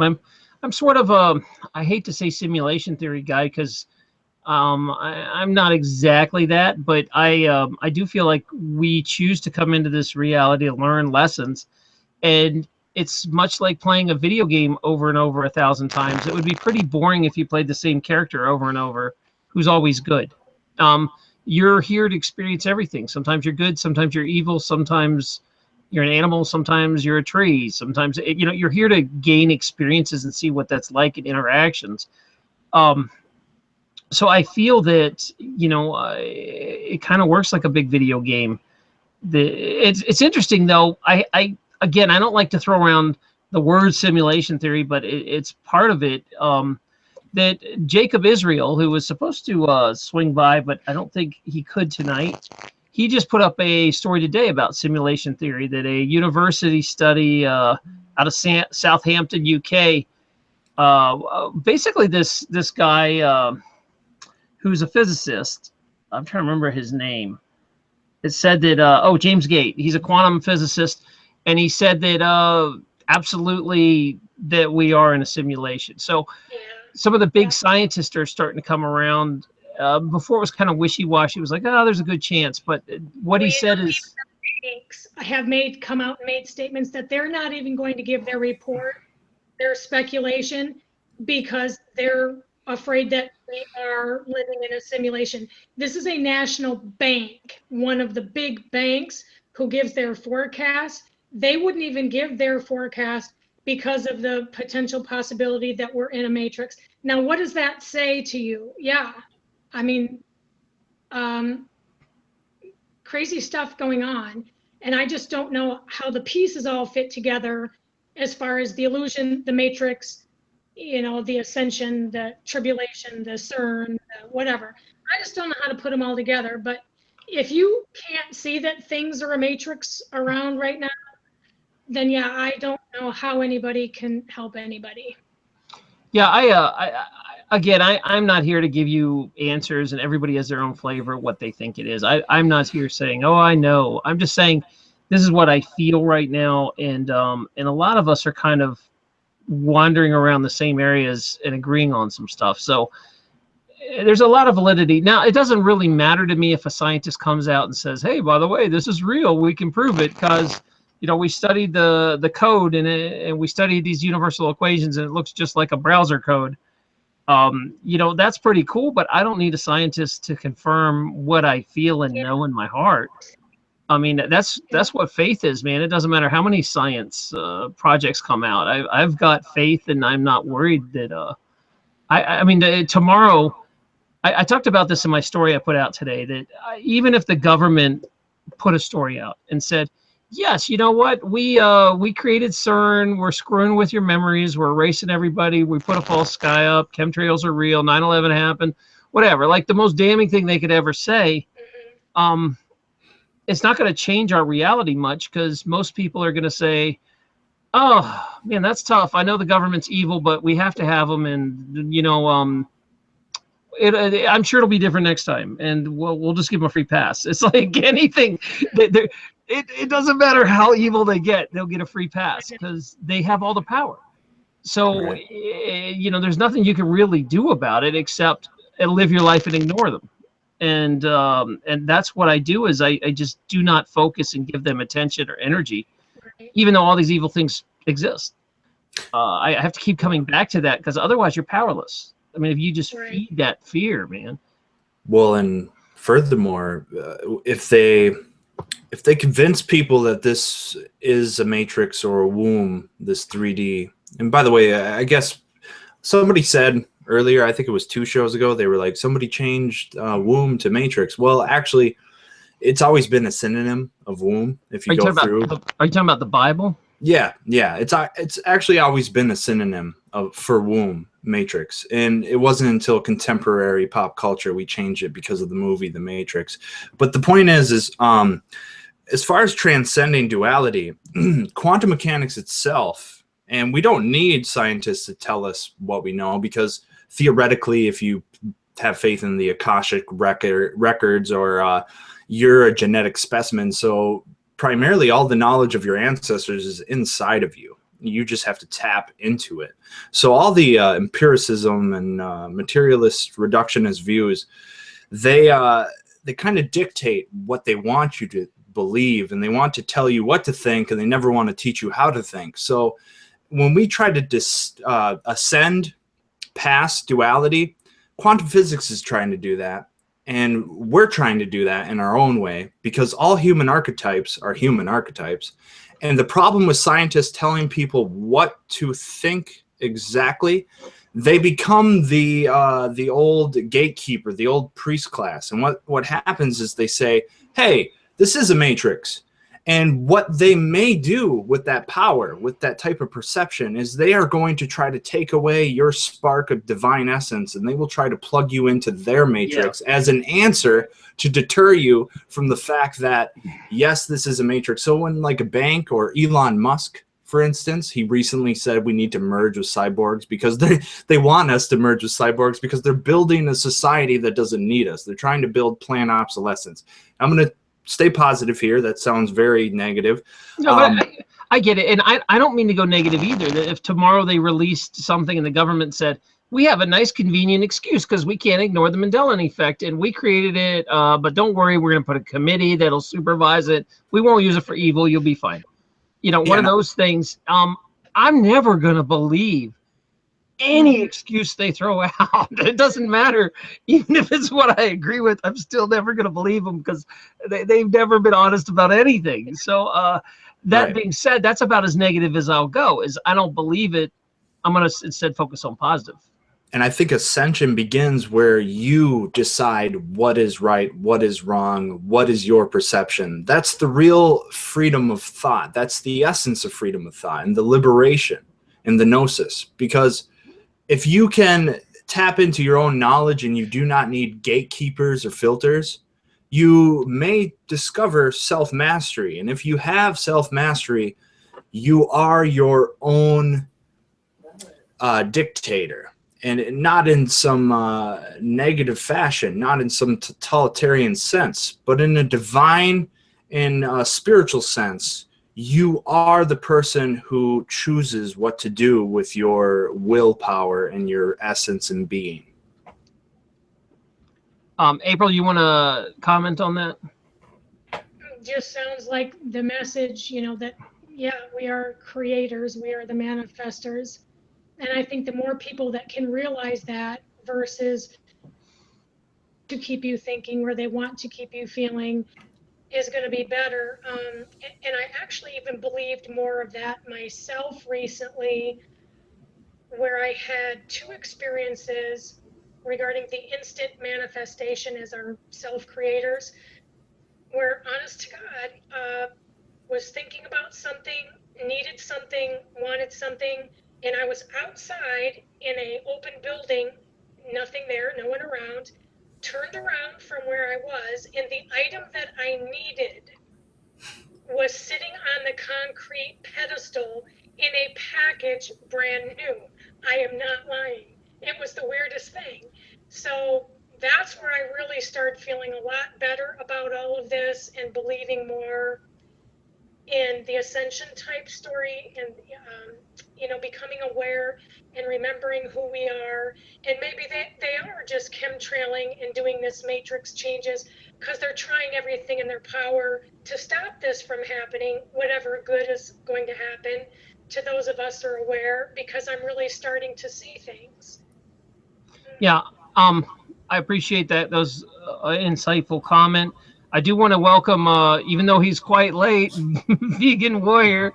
Welcome to the show. We are talking about, obviously, it's going to be like I'm a broken record, staying positive. But the other thing we were talking about is, what if the government came out with a formal statement tomorrow that said, here's what the Mandela Effect really is, that it's a mistake we did at CERN. Sorry about that. Or we have a good, convenient excuse. How would it change if we got acknowledged from the government? Oh, you're asking me? Yeah, I'm saying, would it change your opinion at all? Would you not trust anything they say? Like, what do you think would happen with the public? I'm just curious of exploring this idea, because I think any day now they're going to start throwing out excuses of what's going on. Right. How will it be received? It's kind of hard to predict how the public would respond, in my opinion. But one thing we know about our government, they never give us the whole story. So whatever percentage of information that they would give us, I don't think it would be the whole story. I think most people would be shocked, for mankind to have this level of power into the unmanifested is just phenomenal, And I think a lot of people's belief systems would be challenged, and there would be a lot of fear. There would be people that would probably default to it's devil worship, or it's acts of the devil, or whatever the case is. It's one of those things, and that's probably why they would never tell us, because it will rock so many belief systems that the public probably couldn't handle it. Yeah, that's the thing about that is I think they're gonna have to put up some crappy excuse. Usually when there's some sort of thing they can't ignore anymore, they water it down the best they can. They come out with their own experts to tell you everything's fine. It's all hearsay and imaginary. And yeah, I was just curious. I think we're all on the same page on that one. I do want to bring this up. People keep bringing up that time is speeding up. So I'm going to go across the panel here. Each of you go ahead and spend a minute or two talking about, do you think time is slowing down, speeding up, changing the same? Like, what's going on? Why is time being affected? April, you start. And please lean in, because your mic is hard to hear. Well, nobody knows, but if we actually are on a different spiral arm on some parallel world, well, then our calendar year, universal year for our sun to go around, it might be that there is a different measurement scale for time. If we're in a different location, that's how it's measured. And that could be one thing that accounts for it. I don't know unless you just look at the Mayan calendar and their story as they were going up their, 9 or 11 steps, and what happens as time condenses and condenses at each level until you're at the end of that time measurement. So I don't know, but I feel it. I know a lot of people feel it. I don't know. All right, Ouroboros, what do you think? Is time changing? Well, I've been thinking a lot about this because we've kind of addressed this, but for new listeners, I personally think that nature itself, at least this flesh shield we're all wearing, storing our energy, it has a defense mechanism, and as you age, to ease the prospect of death, for some reason time speeds up. So that is a factor. That's why, you talk, that's just a general, notion. But I do think time is speeding up, but I don't know how much our rapid succession of information has to do with that. So I'm not sold on the actual idea that time itself, as an illusion of energy as we move through space, even though it's a continuum, is speeding up. And the reason I was saying is I saw some people talking about that. When I was a little kid, when we would go somewhere to count seconds, we'd learn 1 Mississippi, 2 Mississippi, 3 Mississippi. Now, if you do that, it doesn't match up with the seconds anymore. They feel like if you count to 10 Mississippis, it's really 12 seconds. Right. So I don't know if that's never been accurate, or maybe I'm imagining that, but I'm curious what you guys think in the chat.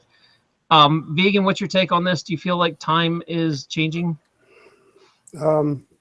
Well, I know it feels like it is the older we get. I mean, if you talk to any person that's aging, especially an older person, I love talking to older people, they'll always tell you, I don't know what happens all the time, and it's one of those things where I think if it's happening to people individually, somehow consciously, and I really can't put my finger on it.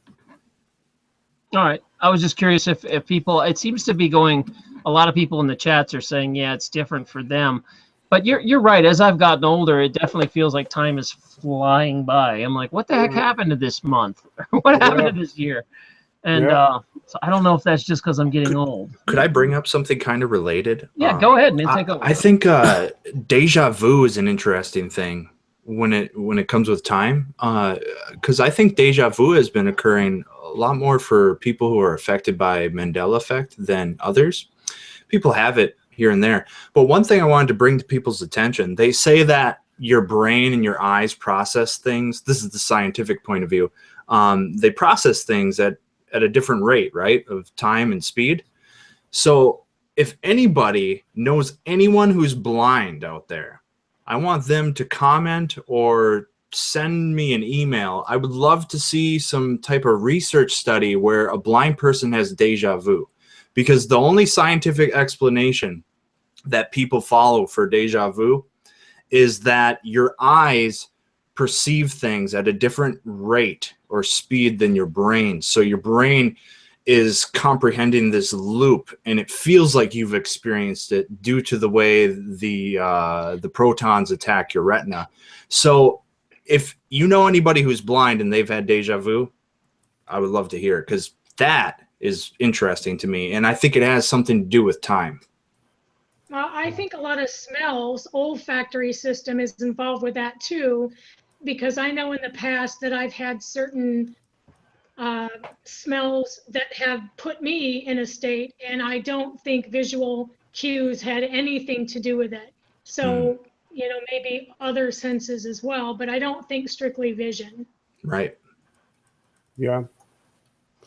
I'm getting some comments that now is the time of the show where I'm going to start opening it up to anyone that wants to jump in. Let me explain the rules here so you understand what's going on. You'll come in, you'll ask a question. I'm pretty strict about this. Please, no cussing on air.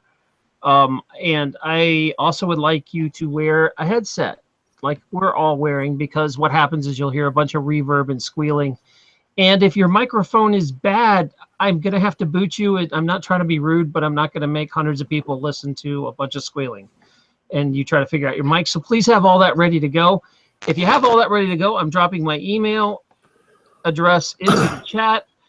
Just email me that you want to be on. And if you can follow those rules, you can hang out and chat with us all you like.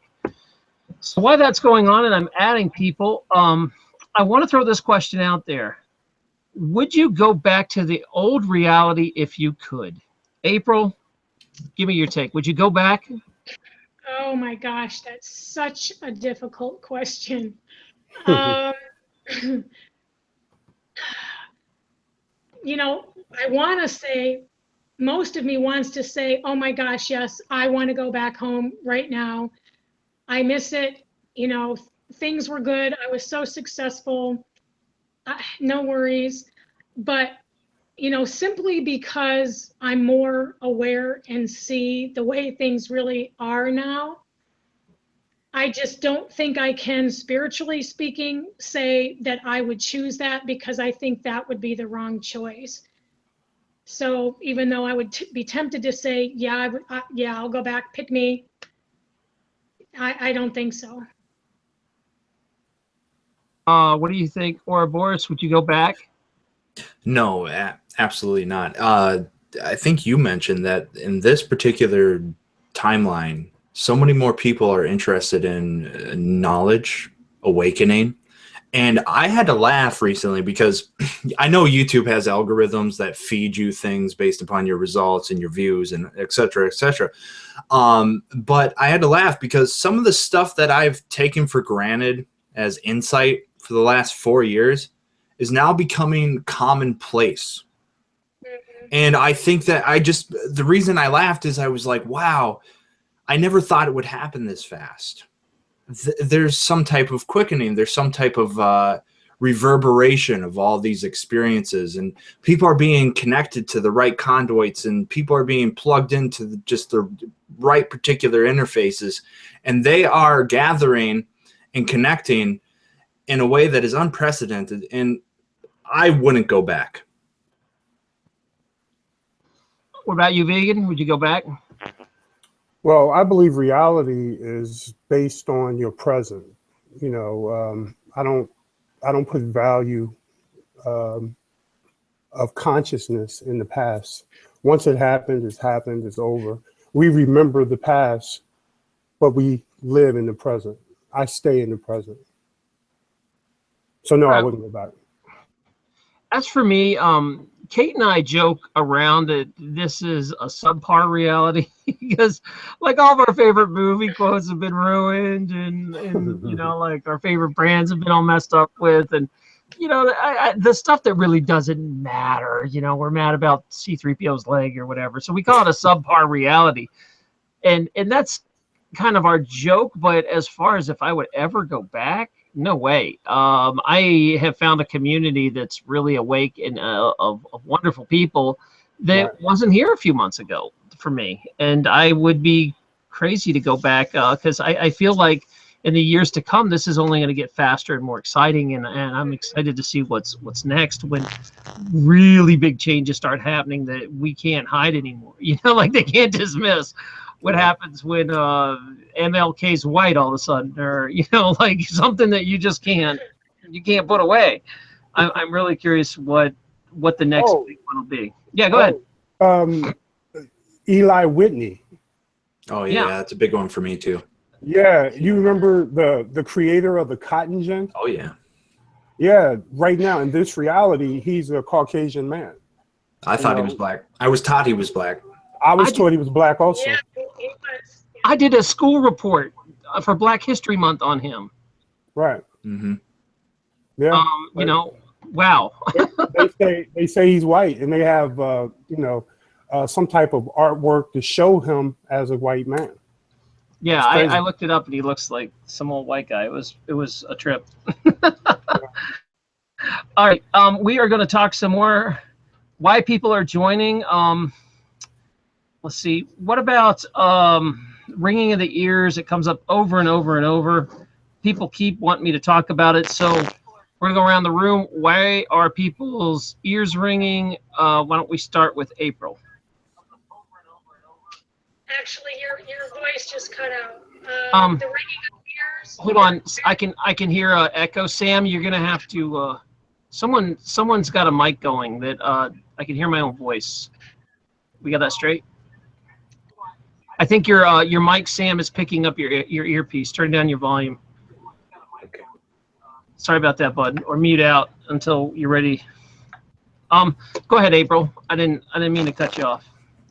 Oh, that's good. Yeah, I knew I had it, and when I started to hear a lot more people commenting about their experiences with it, just recently I tried to really pay a lot closer attention to it, so kind of amplify it and hear what it sounds like. And oddly enough, when I listen to it very hard, what it sounds like to me is, do you remember the old CompuServe dial-up modems where you would hear the phone number dialing dee dee dee dee dee, and then the do you remember that sound? Oh yeah, I mean, how could you forget old dial-up noise? Okay. Sure. Especially Well, AOL. yeah, exactly. Well, that's when I paying attention to everybody having it, I started listening to a lot closer, and that's actually what the ringing sounds like to me. And it sounds like it's on a few different frequencies with then like 2 or 3 other on top of that main one. It's Okay, April, you got to stop. Everybody's complaining in the chat room about your mic. It's squealing. You're gonna have to like get it closer or move it around and see if you can get it to pick you up. I'm sorry about that. No, It's driving everyone nuts. So try to figure that out. If you want, you can drop out and rejoin, and it might fix it. Yeah, You just it was, I don't think that. Oh yeah, I mean, I forget old dial-up. Sure. Yeah. Yeah. All right. I have Sam that has been waiting to ask a question. So, Sam, go ahead and ask why she's figuring out her mic. Well, I would prefer to have go back for a second to the time issue and make a comment about that. Yeah, take over, Sam. Sorry, I didn't mean to run you off. I just have to, people freak out if the sound quality's not right, and they just beat me up in the comments to fix it. So I'm glad you got that straightened out. Take over and say whatever you like. Okay, well, I remember a couple weeks ago you mentioned a video where there was a guy who had NORAD's clock. It's a thing you can lease, I guess. And he did a real good job explaining about some of the time disparity between what we're seeing. And I don't know if you guys saw that, but what he demonstrated was the clock from NORAD was a day and 10 minutes slower than what our calendar says and what our clocks are telling us. And he would unplug it, plug it in again several times to show you that it would always reset to that. It wasn't his particular box that was malfunctioning. And so I started making a study about the clocks and, of course, the One Mississippi thing. What I also was looking into was the Schumann resonance issue that you brought up, Taryn. So here's the question I have about this. Is it possible, do you think, that the Schumann resonance is affecting everything on a molecular basis and higher? And of course, atoms are what make up the molecules. So when it comes to NORAD, their clock is not affected because it's an atomically based clock measure. Whereas our clocks that we use are all quartz based. In other words, they take a little bit of electricity, ping it into a certain size crystal of quartz. The echo from that quartz then keeps the count for the clock. Now, if that is being affected by the Schumann resonance, it's going to go slightly faster. The clock itself will. Now, certain events in our reality don't seem to be speeding up. For example, the sun sets and rises according to previous calendar histories. That seems to indicate to me that the process that takes a certain amount of actual physical time to occur is still taking whatever measure of time it originally took. However, our measure of it, the clocks themselves, aren't registering it quite the same way. And it is a 12 to 10 second kind of ratio. I also noticed that certain clocks don't seem to respond to it as much as others. Some of the older digital clocks use a spring mechanism, and the spring works are keeping a slower time than the quartz-based clocks that we all have. So it'd be interesting for people who have pendulum clocks or people who have spring-driven clocks to do a little study for us and get back with us and tell us on that. Anyway, what do you guys think? Is there a plausibility to that particular idea?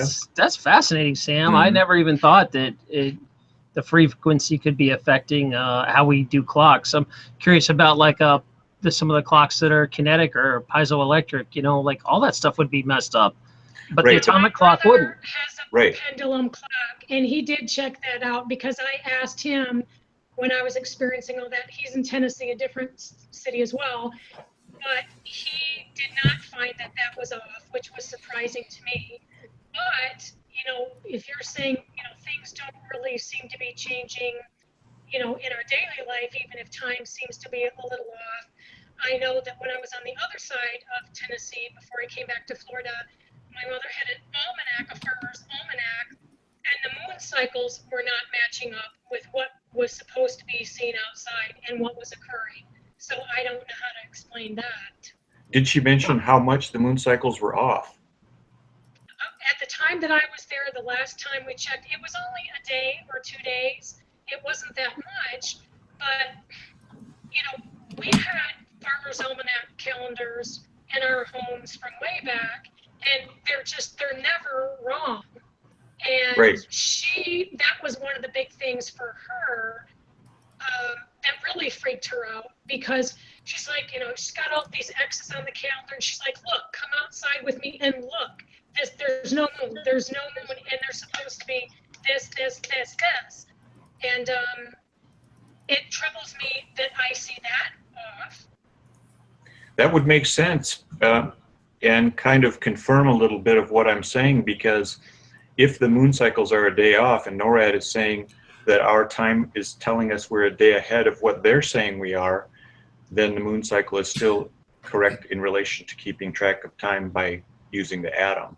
And Sam, I know we probably can't confirm this, but have you looked into any of the tide calculations? No, what have you found? Well, I was asking you because that seems relevant. That's something for maybe further discussion, but the tide calculations you would think would shift if the lunar cycles are affected. Well, I used to believe that what we were told about the tides was always the only truth to consider about tides, that it was directly affected by the moons, or by the moons passing around the Earth. But I'm not sure that's a real thing, because first of all, you don't get tidal movements in synchronicity with the moon's position above the oceans. And that, you know, tides happen every 6 hours. Well, the moon is in different positions around the Earth, and it goes on a 5-week schedule, which is why we see the moon in the sky 1 week out of the month. Oh. So you've got that, plus now the moon is, a lot of people have said, shifted 7 degrees above parallax of the Earth. So it used to be it circled the Earth not right at the equator, but 7 degrees below the equator line and then passed above it. And now it's just the opposite, 7 degrees above the equator line and goes around it the other, you know, in that. Well, and if the frequency is affecting water, we're mostly water. So your theory extends to multiple fields. Oh yeah, I think that's part of what we're all feeling, in the anxiousness and the heartbeat issues are all our bodies trying to adjust to a unfamiliar Schumann resonance. Great theory. I had never heard it. That's an interesting, because, you know, I had made a video saying if you believe in chakras and chakra energies, they all have different frequencies, and what's going to happen when the Schumann resonance hits those frequencies, you know, when the whole Earth's vibrating at a heart frequency or something. Sure. And yeah. that's when I think the real awakening is going to come. You know, I could see why this would be screwing up everything that runs on water. Yeah. Or crystals. we could tie the Schumann resonance into another feature too, because if we're seeing Mandela effects occurring because CERN, with maybe a D-wave computer associated with it as well, is manipulating the atomic. Oh, I don't know, maybe I should premise this for just a second. From what I've been able to find out doing a little research into the way in which CERN affects the Mandela, or the ocean of the atomic field we all think of as the flux field, or the reality beneath this reality, is based on how they understand the atom. So apparently the proton of an atom has the 2 muons and 4 quarks. These are the subatomic particles that make up a proton. 2 of those quarks move in and out of our dimension to the other dimensions. It's within these 2 quarks that, and by the way, all of these are not, they're not a physical thing. It's a, there's no mass. They talk about the illusion of reality.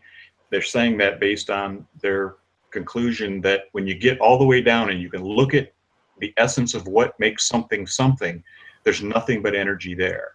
But the shape of that energy, the waveform that takes, apparently is like a miniature tornado.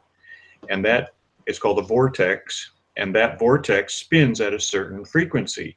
Well, when they affect it with the Mandela power, they are speeding up the spin of this vortex. When they get this to a certain spin, the atom itself then becomes fluid to change its resonance, and it'll stay at whatever they shut the machine off at, which is how they blend the realities, apparently. And this is what the physicists have explained as I've kind of dug through a lot of what they're saying. Well, what this means is, and implies, is that they're bringing the resonance up to a threshold of fluidity, and then introducing some new information into it to rearrange the positions of those atoms so that, voila, a new hotel is here all of a sudden from another reality. Now, whether they're actually copying that resonance frequency with the D wave and then coming over here and translating our world into it, or whether they're actually harmonizing our world into that world, so we're a merged world and that reality is now part of our reality, it's difficult to distinguish. But what we are seeing is that when they shut off their machines, and they're reporting this, that that resonance of those quarks stays at the setting that they put it at in the new spin that it has, and that apparently is how the reality gets merged. You know what's interesting, Sam?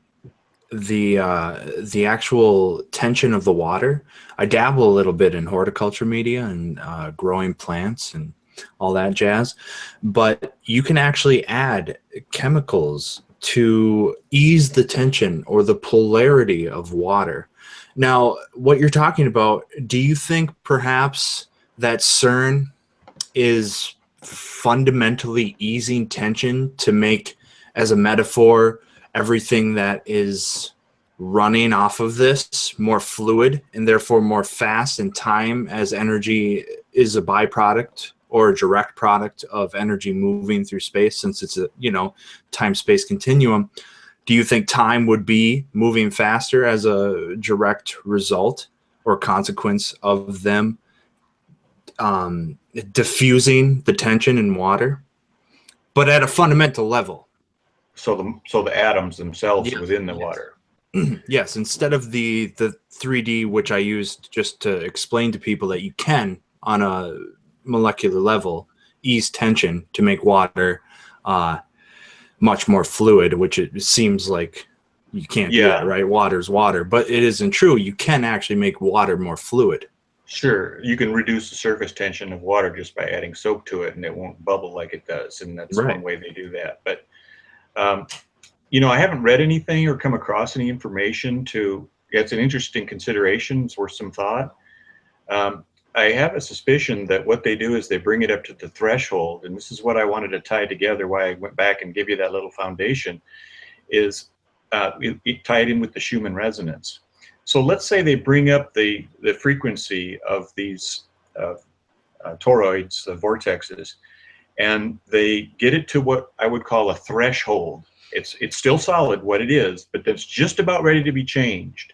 Well, then one of us, because after all, our brain is made of atoms and the atoms are all connected to this field, then we introduce a new field of information through our thought patterns or our desires or our attitudes or whatever factors go into influencing that field. Now, it's not just their computers or their intention that's going to be manifest, which of course they have the power to do whatever scale of moving continents or whatever they seem to be doing. But on our level, when we see these changes in our reality, like something appearing behind us, I think that's cool testimony. I would like to hear more things like that. I've had a few things like that myself happen. But when those kinds of things manifest in our local experience of our worlds around us, I think what's happening is we are able to do a little effect on that field, and the field immediately then expresses it. But it's only at that conjunction of time when the threshold has been brought up by their technology where we have a much more dynamic or capability to influence that field. Otherwise, I don't think normally we have access to that. Well, Sam, hang on for a minute. I'm going to let some other people jump in and talk here. I want you to hang out, though, because I really like where you're going so far. April, I sent you a couple emails and some text here. If you could just drop out and come back in, I think it'll fix your microphone. I think your first hour was fine, but the last was bad. So if you could just drop out and just come back in, it'll probably reset your whole mic. But yeah, that's anyway, what happened to you last week. Very good, thanks. The next person I want to talk to who's been waiting patiently is Lindsay. You want to ask your question, and we'll talk. Whew. Yeah, I was just absorbing. I was really. Oh yeah, there's a lot going on here, and we're gonna get back to that. But I want to make sure everybody gets a chance to get on air and ask what they want, and then we'll discuss. I'm thinking, well, how do I ask this and kind of like segue to? Well, it's not totally unrelated. I think what I am. We're talking about third dimensional like realities and what this means to ascend. And kind of like the bigger spiritual truth, to use that language, is that the illusion. It is an illusion to believe that there is a lower and a higher. I know that often the way that I refer to this is the expanded versus that which is contracted. And so when we're thinking about like this ascension beyond this third dimension and what the fourth dimension is, what the fifth dimension is, and oftentimes the conversation seems to only go towards that place, and it seems so elusive and almost abstract. Well, because I mean, in all honesty, how are we supposed to comprehend something that is beyond what our current minds and bodies are actually capable? And and I mean, where was I going with this? I don't know. I'm still waiting for a question. Go ahead. Well, that's what I mean, is that I was kind of getting, like talking about the time kind of space continuum sort of subject that we were just in. I was sort of getting into that realm, so I kind of lost the thread that I had when I originally messaged you. But it was definitely, like in terms of these Mandela effects, because I mean, what I've been appreciating about these conversations is that we're going beyond kind of like the drama of finding all of these little points of like, ooh, this changed and that changed, and all of a sudden this movie's different and that song is different.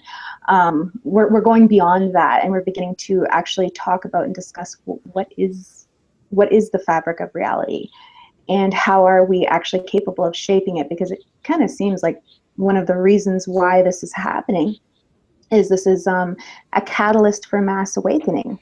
And yet at the same time, it's so subjective. Right. There isn't like anyone who's experiencing this exactly the same way. And I guess what I'm wondering is, like, what does that mean to take this conversation beyond, I guess, what we're understanding now of these, like, higher dimensions? because I know when I've been in conversations about things that are touching on, say, like 9th dimensional reality. 12th dimensional reality is when everything begins to, like, that's the blending, like that's the place where polarity ceases to exist, when that source consciousness, so to speak. And when we're talking about these Mandela effects, and we're seeing these changes, could this merging of realities, whatever it is that is happening, collapsing, colliding, merging, I don't even know what to call it anymore, because I kind of feel like everybody is right. Everybody is right. However you are looking at this, you are all right. All the theories that are being stated, they're all correct, because it's all consciousness. Does someone want to jump in and comment on that? Yeah. Sorry. Actually, I think I know where she's going with this. Well, James, we're getting a reverb. Can you put a headset on? Well, I'm hearing myself through your computer. Yeah, I know. My cord will literally not reach to the back of the computer. So I don't know what to do in that case. I can't keep you on if it does that, man. I'm sorry. Yeah, I know. Figure that out and come on back in. Sorry. Right. That's all right. As far as I hate asking people to leave and stuff, but I have to protect our ears. I'm trying to do the best I can. Well, I think does someone want to take Lindsay or actually, I also want to hear from Vegan. He's awful quiet. He hasn't had a chance to talk tonight. Vegan, you want to take it first? You want to? Well, since I tend to be the Simon of this discussion sometimes, I gotta err on what I said last week. We don't really know. You know what I mean? She's right. We're right, but we're also wrong, because we weren't there when they did it, when they put it together. So we can make a lot of speculations. We can say, is this, is that, it's dimensional, but I still think we got more work to do, because I believe hypnosis is an option. I really do. I think it's a more viable option, because we know that it can be done in this reality. We know that many people are not just affected by the Mandela effect. Many people are affected by not seeing obvious things that's going on in our world today. I don't want to get on no other conspiracies, but there's a lot of stuff that's going on, and most of the public can't see it. Most of the public are unaware of it. You go to someone with a Mandela effect and you say, hey, the Lord's Prayer changed. And then they look at you like, no, it didn't. And then you show them the evidence and they're like, oh, okay, whatever, and walk away. I mean, it's like hypnosis of the species. Right. Well, it looks like it could be some serious programming that has occurred, and we are the residual that have not been infected. I mean, I don't know of any other way to say that. I mean, I just think that's an option. I'm not saying that's it. I'm saying, why is it when you show evidence, people don't respond to the evidence? Why is it that stuff like Pizzagate is going on and people act like they don't even care? I mean, it's a lot of craziness going on, and the rational human beings should be reacting to it. And I see a lack of reaction. And then that lack of reaction tells me there has to be some type of programming or possible programming. And it could be through the food, it could be through TV, it could be through whatever way that they're administering this on the human race. I believe they're doing it. Or no, I'm not gonna say I believe they're doing it. I believe it's a possibility. So basically what I'm saying, yes, we can talk the unmanifested stuff, but I think there's some manifested stuff in our reality today that need to be addressed. And I'm not ready to make that leap yet, I got one foot in the water and one foot out. You know, Doc, could I just quickly respond to Lindsay, Sam, and Vegan, like in under a minute? Go for it. All right. Well, Lindsay, I think when everybody's right, I think that's what I was getting about. Like, all archetypes are human archetypes. So we shouldn't ever step away from any of the archetypes and say, well, you're completely wrong, because it's still a human manifestation. And Vegan, I think the problem with what has been manifested, it's the scientific priest class and the priest class that rules over the masses in all cultures. They have reversed engineered all phenomena with science, because science is a tool to explore and probe the unknown. And what happens is they instinctually game the human instinct. So through their own instinct, through science, they're gaming our instincts. And when they reverse engineer the human specimen, they can build systems, human systems around that. And then they can build technological systems that game human systems, and they can use human systems as a resource inside their technological systems. And then for Sam, when you were talking about with just your whole theory, I wanted to just explore the idea that when I'm growing something in a hydroponic substrate or media, the polarity, when I ease the tension, it creates a much more fluid, dynamic relationship with the plant and the substrate. So are you suggesting, this is kind of a reiteration of what I'm saying, just to clear it up if my last explanation was a little convoluted, are you suggesting that what these physicists are doing, is it similar to a horticulturist easing the tension in the polarity of the media that grows something in a hydroponic table, and the relationship is much more easily managed because it becomes more dynamic and more fluid? So they can manage our perception of time if they get at the media of all perception. No, I'm not suggesting that at all. Okay. That's an interesting analogy, and I think on some level it can relate to what we're talking about. But what they had said was, in describing the way these vortexes work in the protons called quarks, the particles of the protons, are that the actual definition of matter occurs when the atom itself and the protons, particles, the quarks, meet resistance through a field of energy called the Higgs boson. You heard last year about the discovery of the Higgs boson particle. Well, the theory is that it's not so much the confirmation. The confirmation, yeah. The theory is that it's not so much a particle as it is a field. You know, the dark matter field, so to speak. It's a media. An ocean, yeah, it's a medium.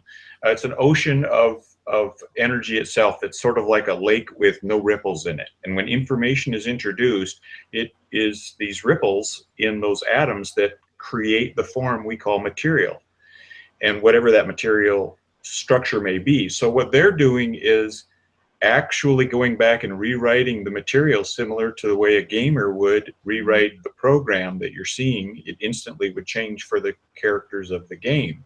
That's what we're seeing happen to us.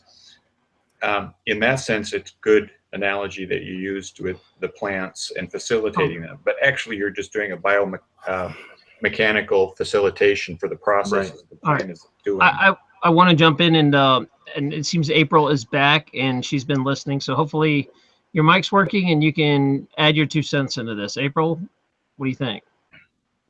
Well, I just caught the last couple minutes of it, so I'm not really sure where you're all at.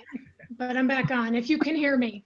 I can hear you, but you're a little sideways. You got to turn your phone. You kind of look at the chat there. No, you're still okay. Get on your level here. We're very I think we're having a Pillow Mandela talk. effect right now. The reality shifting. This show tonight. Jeez Louise. I don't think I'm going to get it fixed. Hang on. There you go. Your Everything mic's was working. anyways. It's just not. Hey, I got it. Okay. Okay. It's okay. Just go ahead and talk sideways. It's fine. Go ahead and say what you wanted to say. No, I should be good now. Am I not good now? I can't tell. Perfect. Let me see. You are. I can Yeah, only see hand. There we are. Yeah, you're back. Okay. Take it away. Go ahead. Your mic's working. Your phone's working. Everything's good for this moment. The force abides. No, I just said I caught the last few minutes of the conversation, but not too much before that. So I'm not really sure. Basically, Sam went into more of the science and quarks and the D waves and more the science behind it, and how that they're affecting with the change of the Earth's frequency and resonance. So I don't know if you wanted to add some 2 cents in that. Did anybody bring up the energy level that they're going to be operating on schedule this year? Oof. And what they going to do compared to the schedule they had last year? Because it's an insane amount of energy they're going to be using this cycle. Well, who's they and what are you talking about? Are you saying that they're purposely changing the resonance, or do you think that's just happening from Earth and they can't control it? No, I think they themselves are The volts they use. joining like the Tesla type power with the 2 types. I forget what the level was. But I mean, if they were able to put little micro rips in the space fabric time last year or the year before to be causing this, I'm really, really, really worried about what's going to happen now that they've joined, whatever traditional energy they were using with this new plasma energy that they're using to gain this insane energy level to put out there. But I can't imagine what that's going to do this year. That's why I think a lot of people are worried, what's going to happen this August, September, October, sometime around when this eclipse event is going to happen is one of the time schedules that they're set to do some study. And there seems to be a lot that I'm hearing about whatever destructive things that might be coming. That's when it's going to be. I mean, has anybody heard anything about that? I'll open it to the panel. Anybody want to take this one? Speak up. Well, I have read that they coordinate their test series at CERN in conjunction with the various equinoxes of the planets. There's some sort of harmonization between the gravitational magnetic pull when planets are in certain positions, the equinoxes, the spring and fall solstices, winter solstice, those kind of things. If you'll notice, they're turning their machines on a few days before and running them up either up to those times or a few days after. So there's some truth, it seems, to correlate with what you're saying. Well, April was saying that people were predicting when waves were going to change with the Mandela effect. Like they had a schedule worked out that was actually kind of accurate. And that's the first I've heard of that. I've heard people say that, the Mandela effects are because of new gravity waves coming through or some sort of pulse or something. But you're saying that they're actually creating it on a schedule. So tell me more what you think. And I'm not saying that that was from CERN. Like I mentioned in the original video I posted, I mean, I must have viewed tens of thousands of videos on a lot of different topics, from the event that happened in 2010 or 2011 when the moon completely took a pole shift, and that's when all the birds were flying themselves into the ground and animals were beaching themselves, to every surrounded topic. And although, again, I don't see those video channel owners now, and some of the videos that I had watched 2 years ago now, there did seem to be a couple of different groups or channel owners that did seem to be spot on in the things that they were talking about and what had come to fruition in reality. And they had talked about the different groups or waves of people that were coming here or making this awakening. And they gave pretty close date intervals that this was going to happen. And by the time the third wave that they had announced that it was going to be taking place, you know, I had watched the 1 week lull or the month lull between the date that they gave and all these people coming up with the new, you know, Mandela effects. And the same group, the last one that I don't see now, was somebody who gave the first warnings about these real high intense energy waves that were going to be hitting us, remember, December 30th, December 31st. Well, I went to that Russian agency, I forget the name now, the website who has the live Schumann resonance graph data, live time, and lo and behold, as I was on 75 driving from Tennessee to Florida, hoping I don't get in the middle of this as it hits, 3 o'clock in the morning, I pulled out my cell phone and I took a look, and this graph was just off the board. It all white, like you can't imagine. And it stayed that way for a day and a half. So I know that there are some people out there who do have a little bit of advanced knowledge, you know, advanced timeline knowledge of certain things that are going to happen.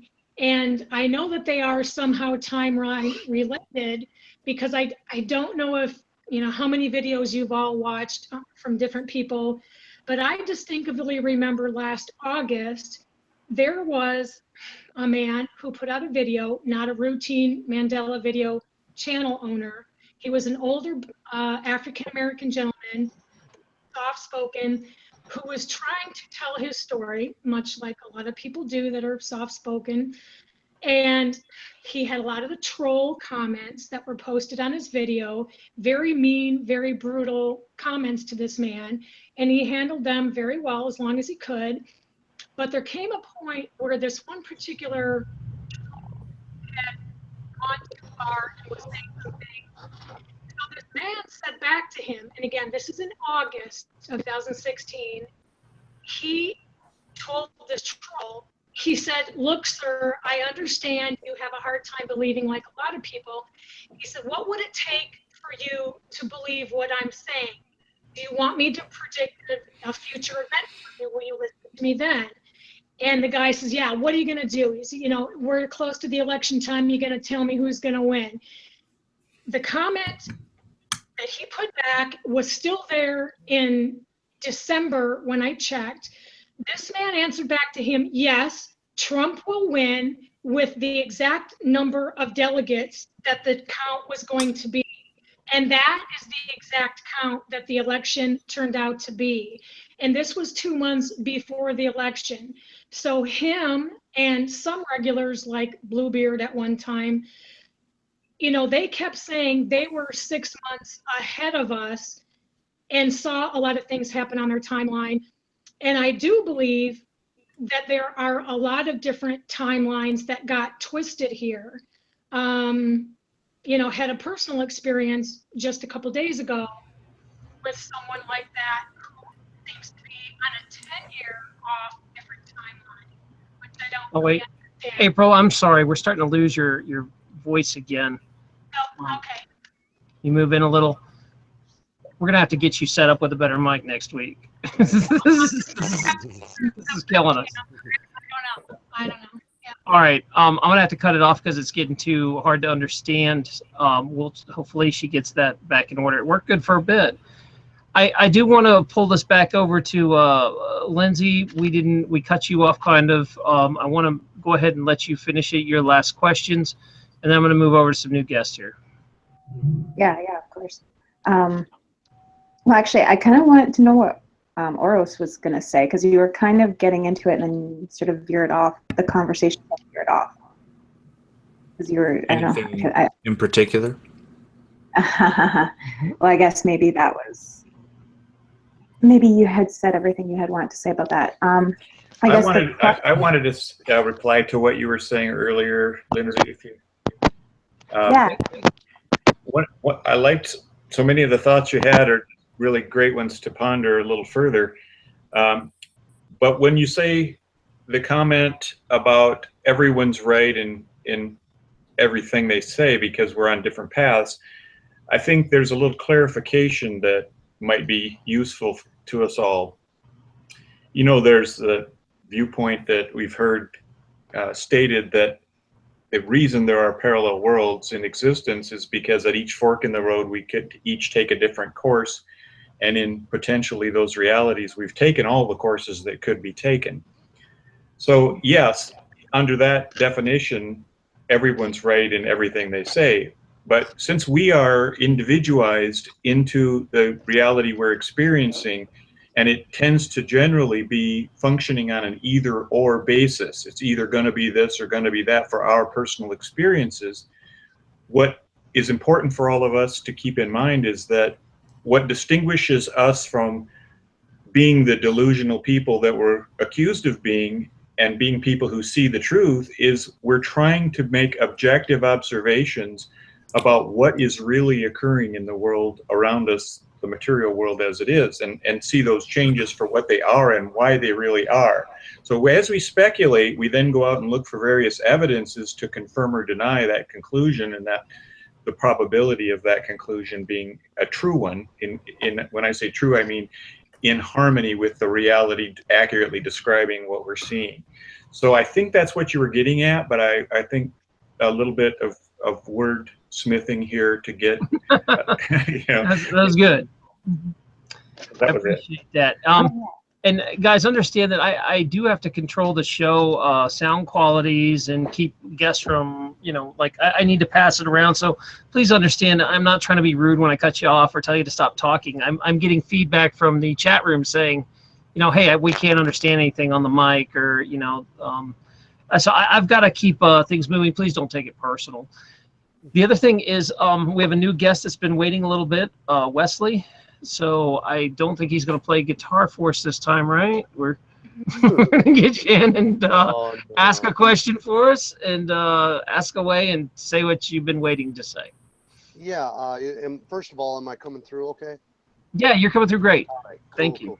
Cool. Yeah, I wanted to, I think I might have found something that has something to do with the Mandela Effect. I've been searching a lot of different videos on teleportation, and I kept watching these, and where people just disappear, cars disappear, dog appears, and I was thinking to myself, this might not be teleportation. It could be us shifting right before our eye, right on a camera. And these were cameras, not people out with their, you know, camcorder or cell phone. These are what do they call them? CVI or CVT video from you know, The closed caption. Exactly. Yeah, from the you know, highways and stuff.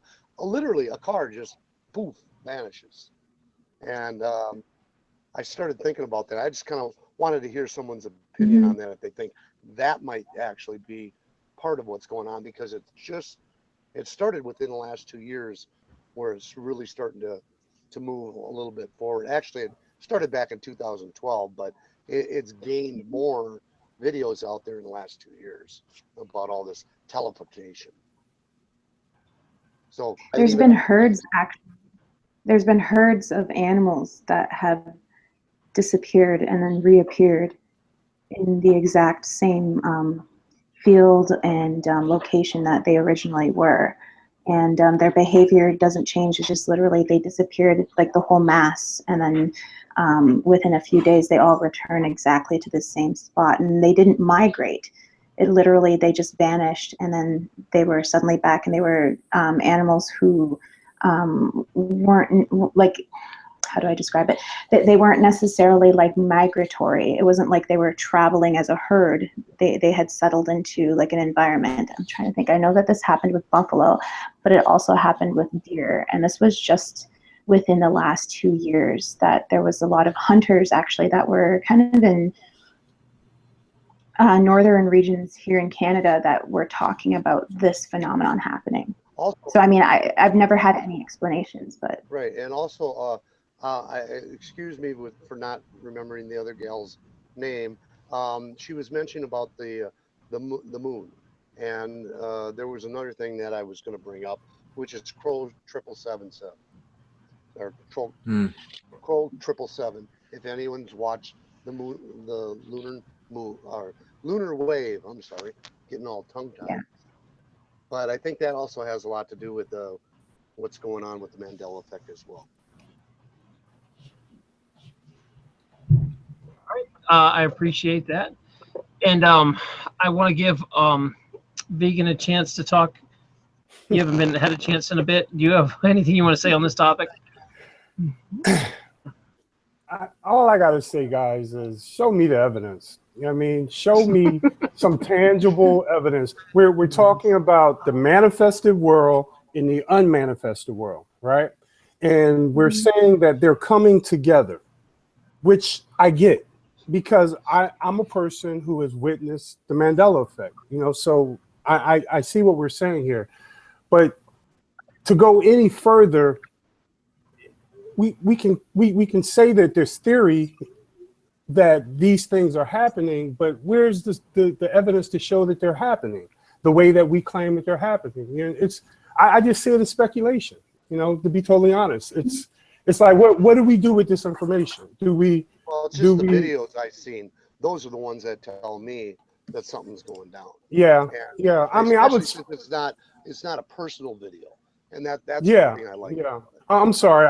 When I was speaking, I wasn't even thinking about what you just stated. I was just thinking about overall.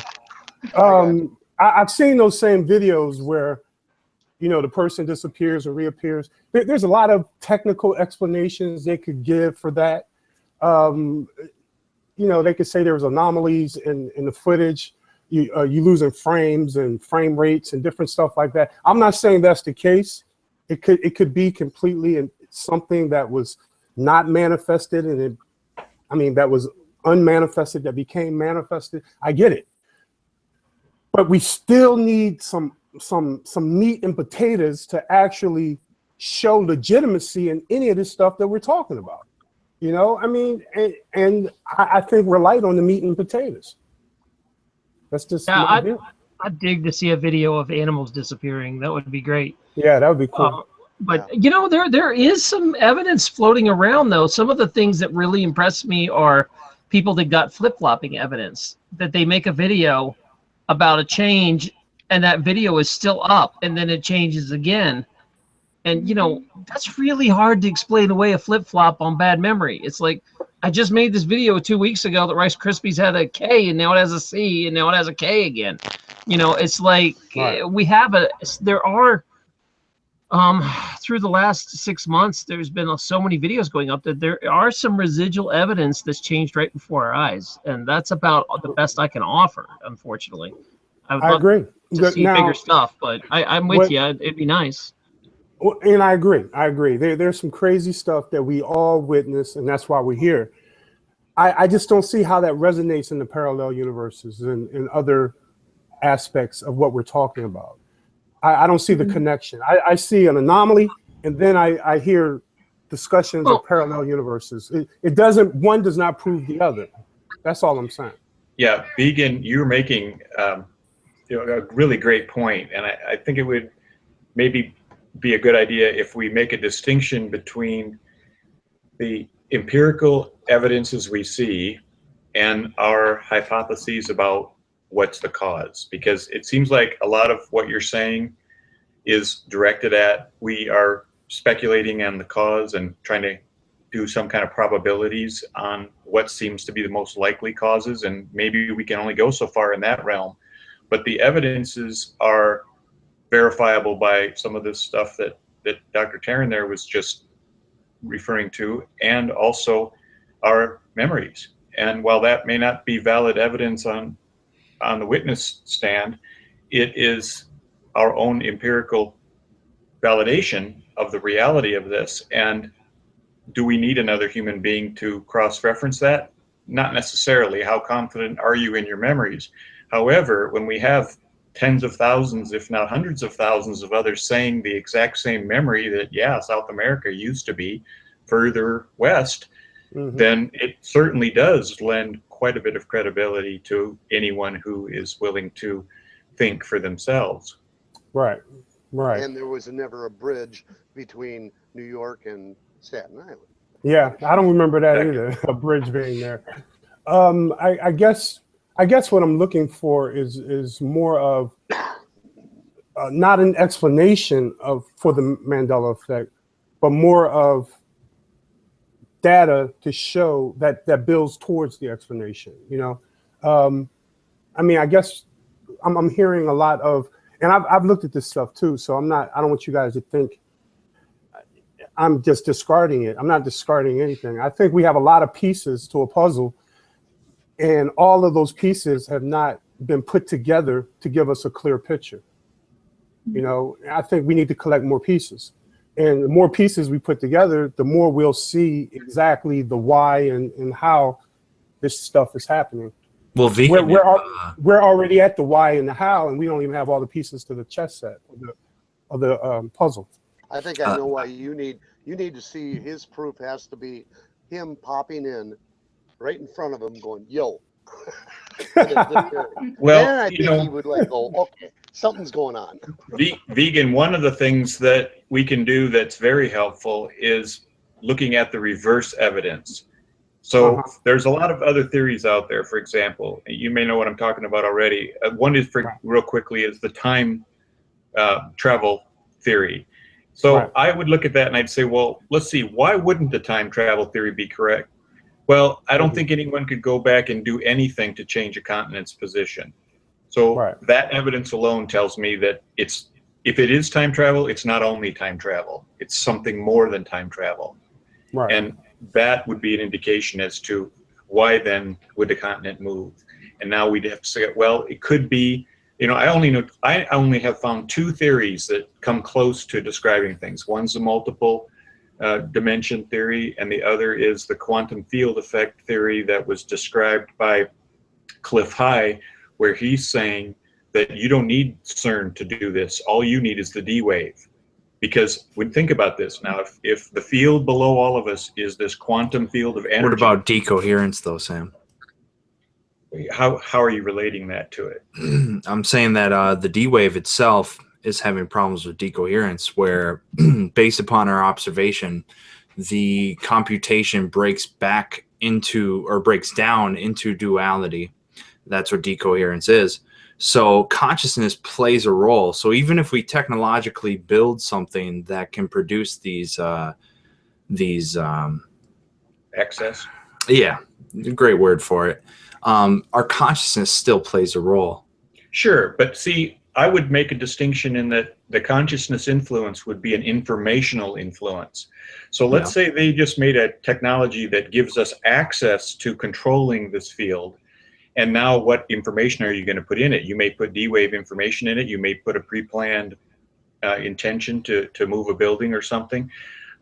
To Philadelphia experiment. Yeah, to merge a reality, whatever. Or our thoughts. That's just information. That's how you turn the road. But being able to turn the road, that's a whole nother sub-discussion.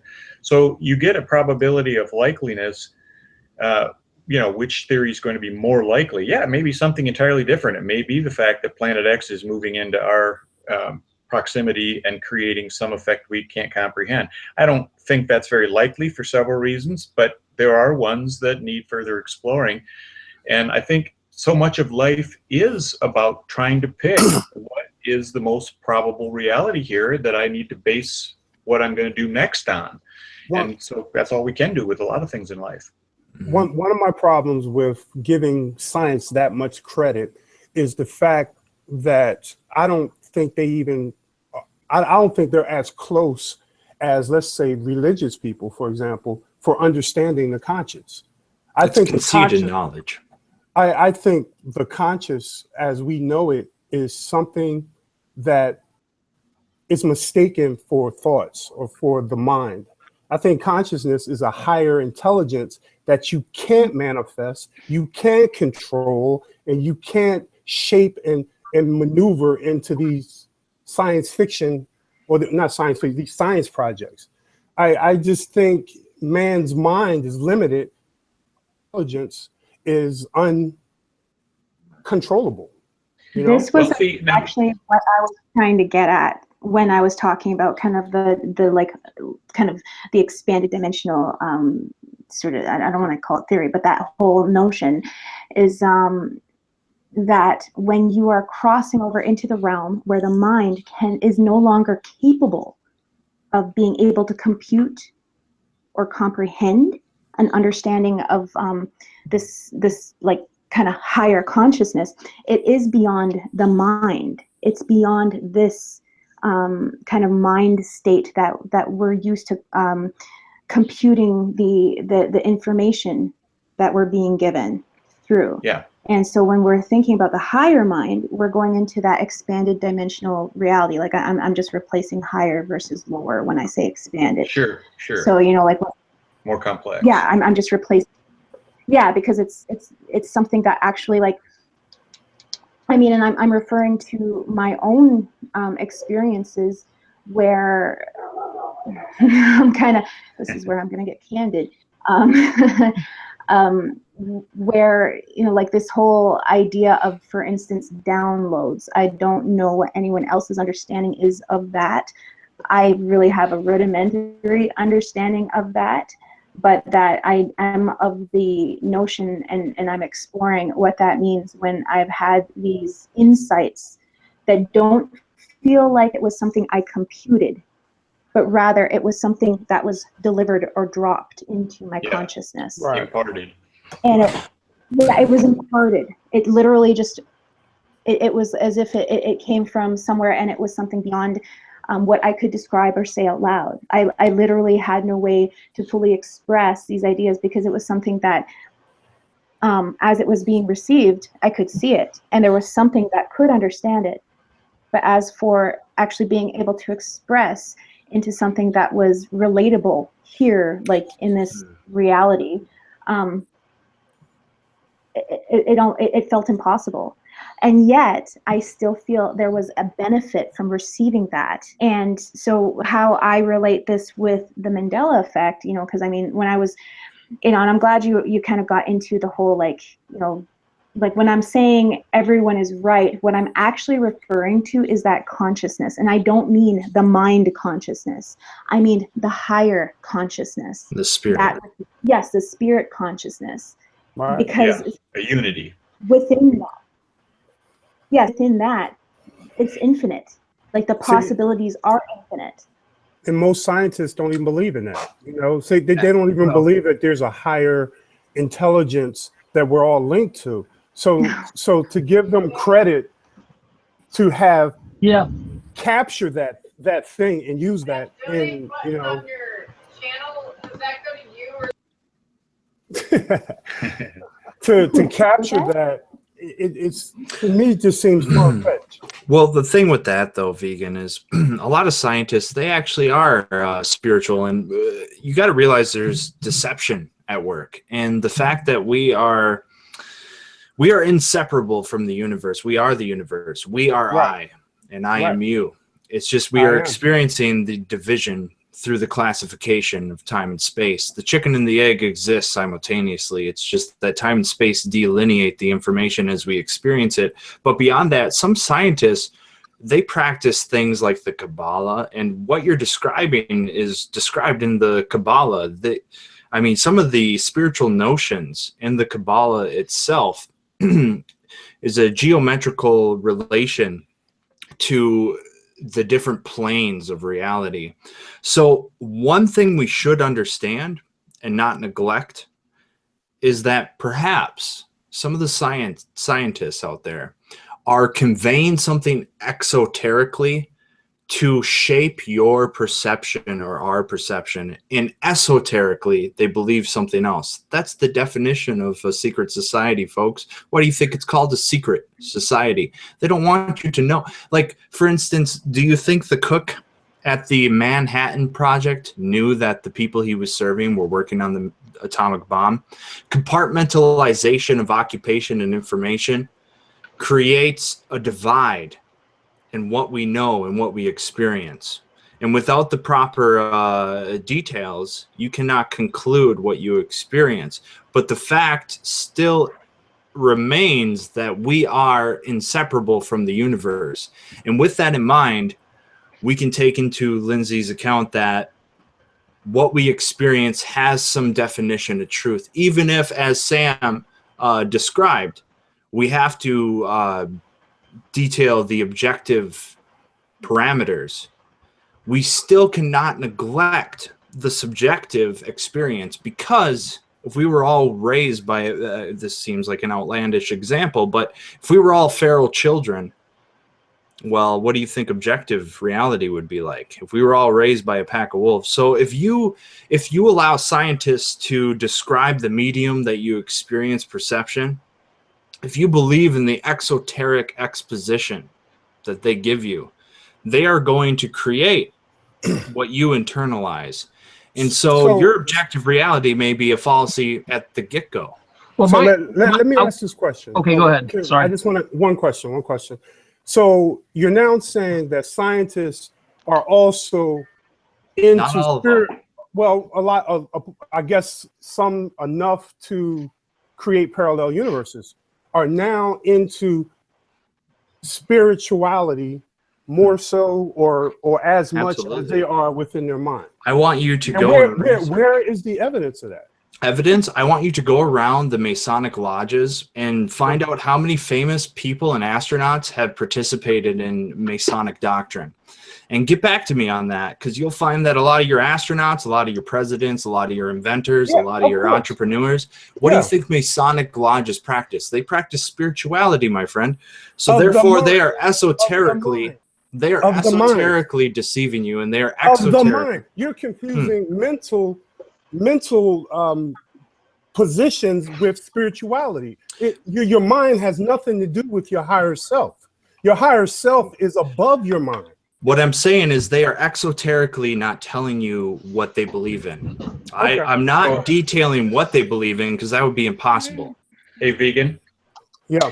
This the same things you and Lindsay are bringing out, and as well as Joel, are informational levels of what can be done with this field as a communication medium.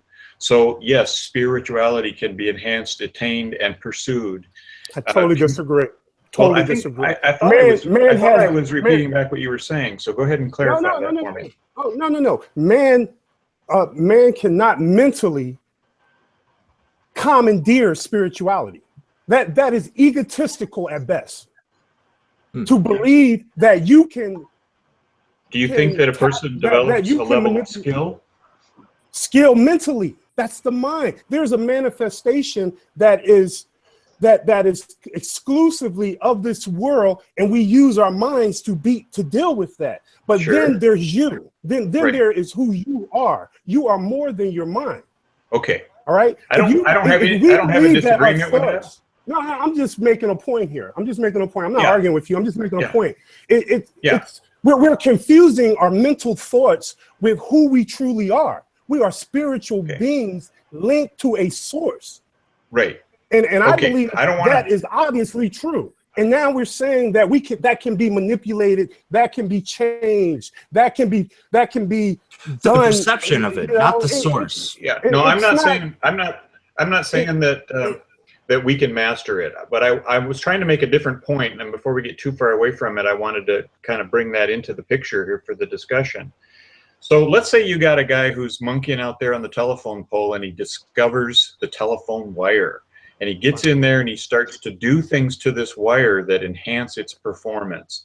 I'm saying the technicians play that kind of role when it comes to the subatomic field, the field that all these other things happen on. The communications for spiritual reality, us living within it, us deriving our existence from it, us growing in spiritual maturity, us communicating with each other, and the meaning of what it means to actually live and exist.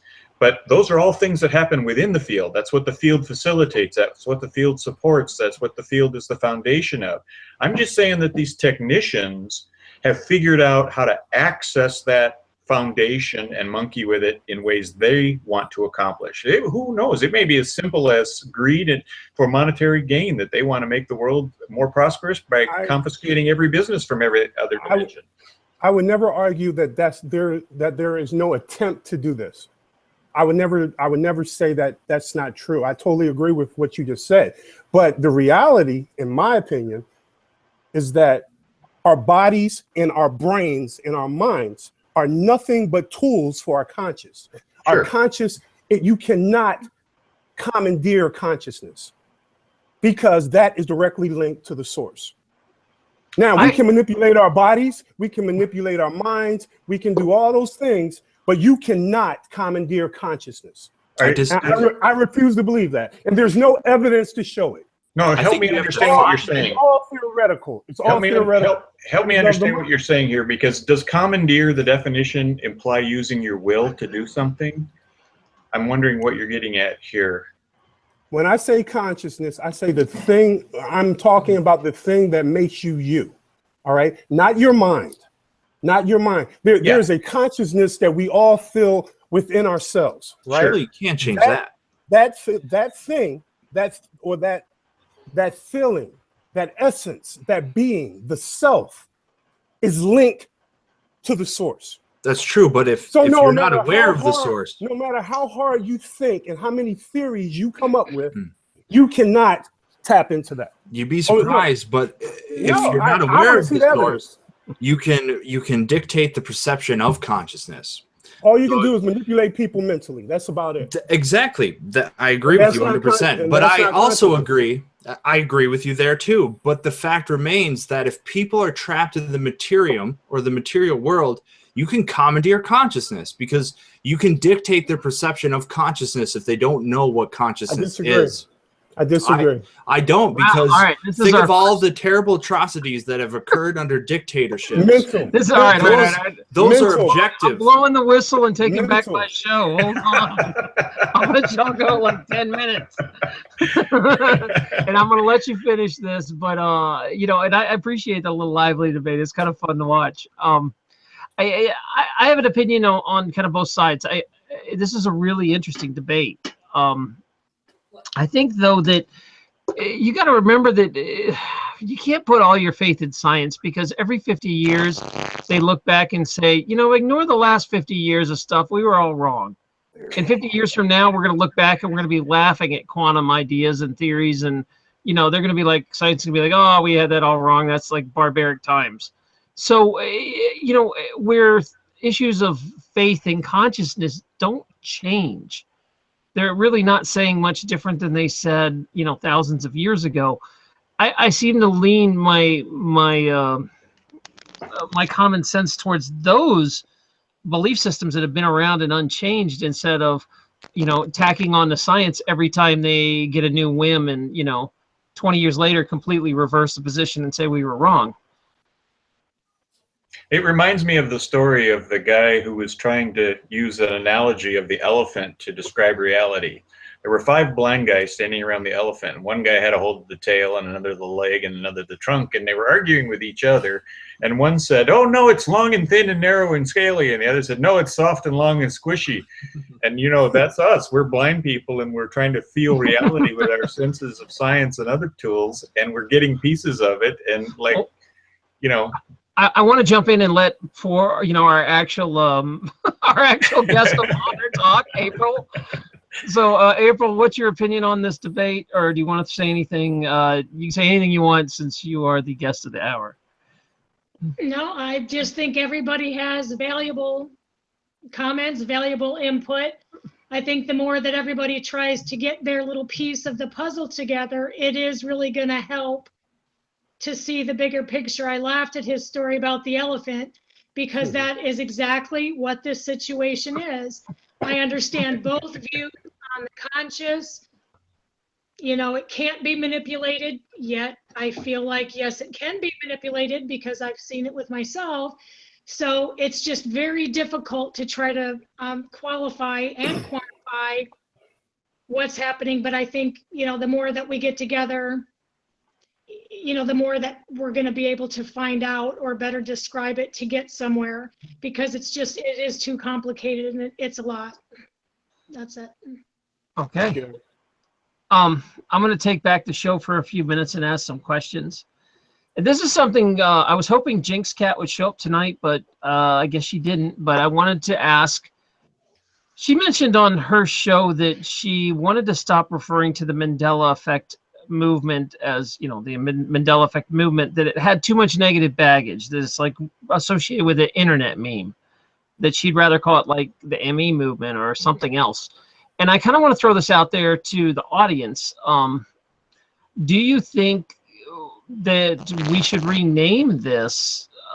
Because Mandela Effect is kind of limited in a sense, and it does carry some negative weight. But the flip side is, you know, how are people going to find us if we don't talk about that? Now that's already a meme. I'm kind of torn either way. I see both sides of this argument, so I'm going to throw it out on the table. Well, I think it's our responsibility to pull the definition of what it means to know of the Mandela Effect in the direction of this kind of understanding perspective rather than what it's been. Well, let me give you a better example. A lot of you guys know that if you tune in on a Tuesday night, I'll be talking about liberty ideas and personal philosophy and nonviolence, things like that. One of the big problems we had in the liberty community was a lot of people described themselves as anarchists. Now, the technical and classic definition of an anarchist just means without rulers, that they want to self-rule. They don't want to be controlled by a politician or rules. Or but the media has made anarchist into a dirty word. When someone says anarchist, the first thing that appears in their head is someone throwing bombs, wearing a mask, and, you know, throwing Molotovs. But that's not really what an anarchist is. So there's this podium of people that want to say, you know, I'm an anarchist, and that's not what it means. And they spend a half hour trying to explain to people what the real definition is. And instead, it seems like a huge waste of energy. You know, like now people are just calling themselves voluntarists that have the same ideas. They just rebranded it because there was so much negative baggage attached to this word anarchist. And I'm wondering if the Mandela Effect is starting to move down that path. Is there so much negative baggage attached to the Mandela Effect, or is this turning around and it's a positive thing? I'm just curious. I really wish Jinx was on the show to talk about this, but I still want to bring it up. So I have an opinion. I have an opinion on that. I bet you do. Go for it. Well, one of the best conversations I ever had was with a Jehovah's Witness. One of the best conversations. Someone knocked on my door one time. I opened the door and I was like, "Oh, here they go, Jehovah's Witnesses." And his approach was very pleasant. He was a really nice guy. I let him into the house. They showed me their pamphlets. We talked. We discussed the different issues. I was nowhere near interested in the religion. I was just impressed by the individual. My point. Symbols and titles mean nothing. It's all about those who carry those symbols and titles and how we carry ourselves. You know, that one Jehovah's Witness changed my meme about Jehovah's Witnesses because he was nothing what I thought he would be. That's an excellent point. So I mean, yeah, you get the knock on the door from Jehoshaphat, and we didn't judge them for who they were. We judged them as a group. Right. And I think how we respond to the scrutiny, how we carry ourselves, how we talk about it, I think that is the only thing that truly matters, not necessarily the title, you know, in my opinion. I mean, there's part of it is marketing, though, is how do we find each other if you're brand new to these ideas? And unfortunately, the Mandela Effect is gaining ground. And in that sense, it's hard for me because I stick it in every title so people surf in that are new. But the flip side is I see that it's also, I don't want people thinking it's just some sort of new internet meme that they're jumping onto because it's popular. You know, to me, this is like ground shaking, reality shaking, earth shattering information. Yeah, well, it's all about people are going to have their opinions no matter what we name it. We can name it to come up with the best name in the world. If they don't know us, don't try to chime into one of our chats or look at any of our videos, they're just going to create another stigma about us. So the name to me is not the issue. It's all about how we deal with the outsider who's checking us out. Yeah, it's how we present it. Right. Preach on. Go ahead.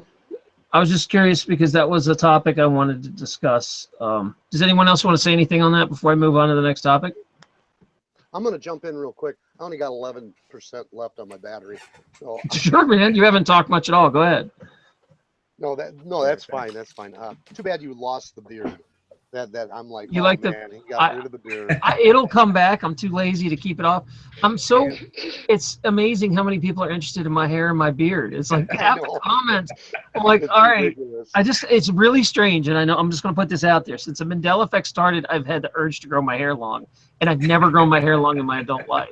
So I'm just letting it go to see where it goes. And people are just fascinated by it. They just talk about it nonstop. I'm like the guy on Ancient Aliens that has the crazy hair. I might as well just roll with it and be famous for it. And here I'm trying to copy you by wearing this hat.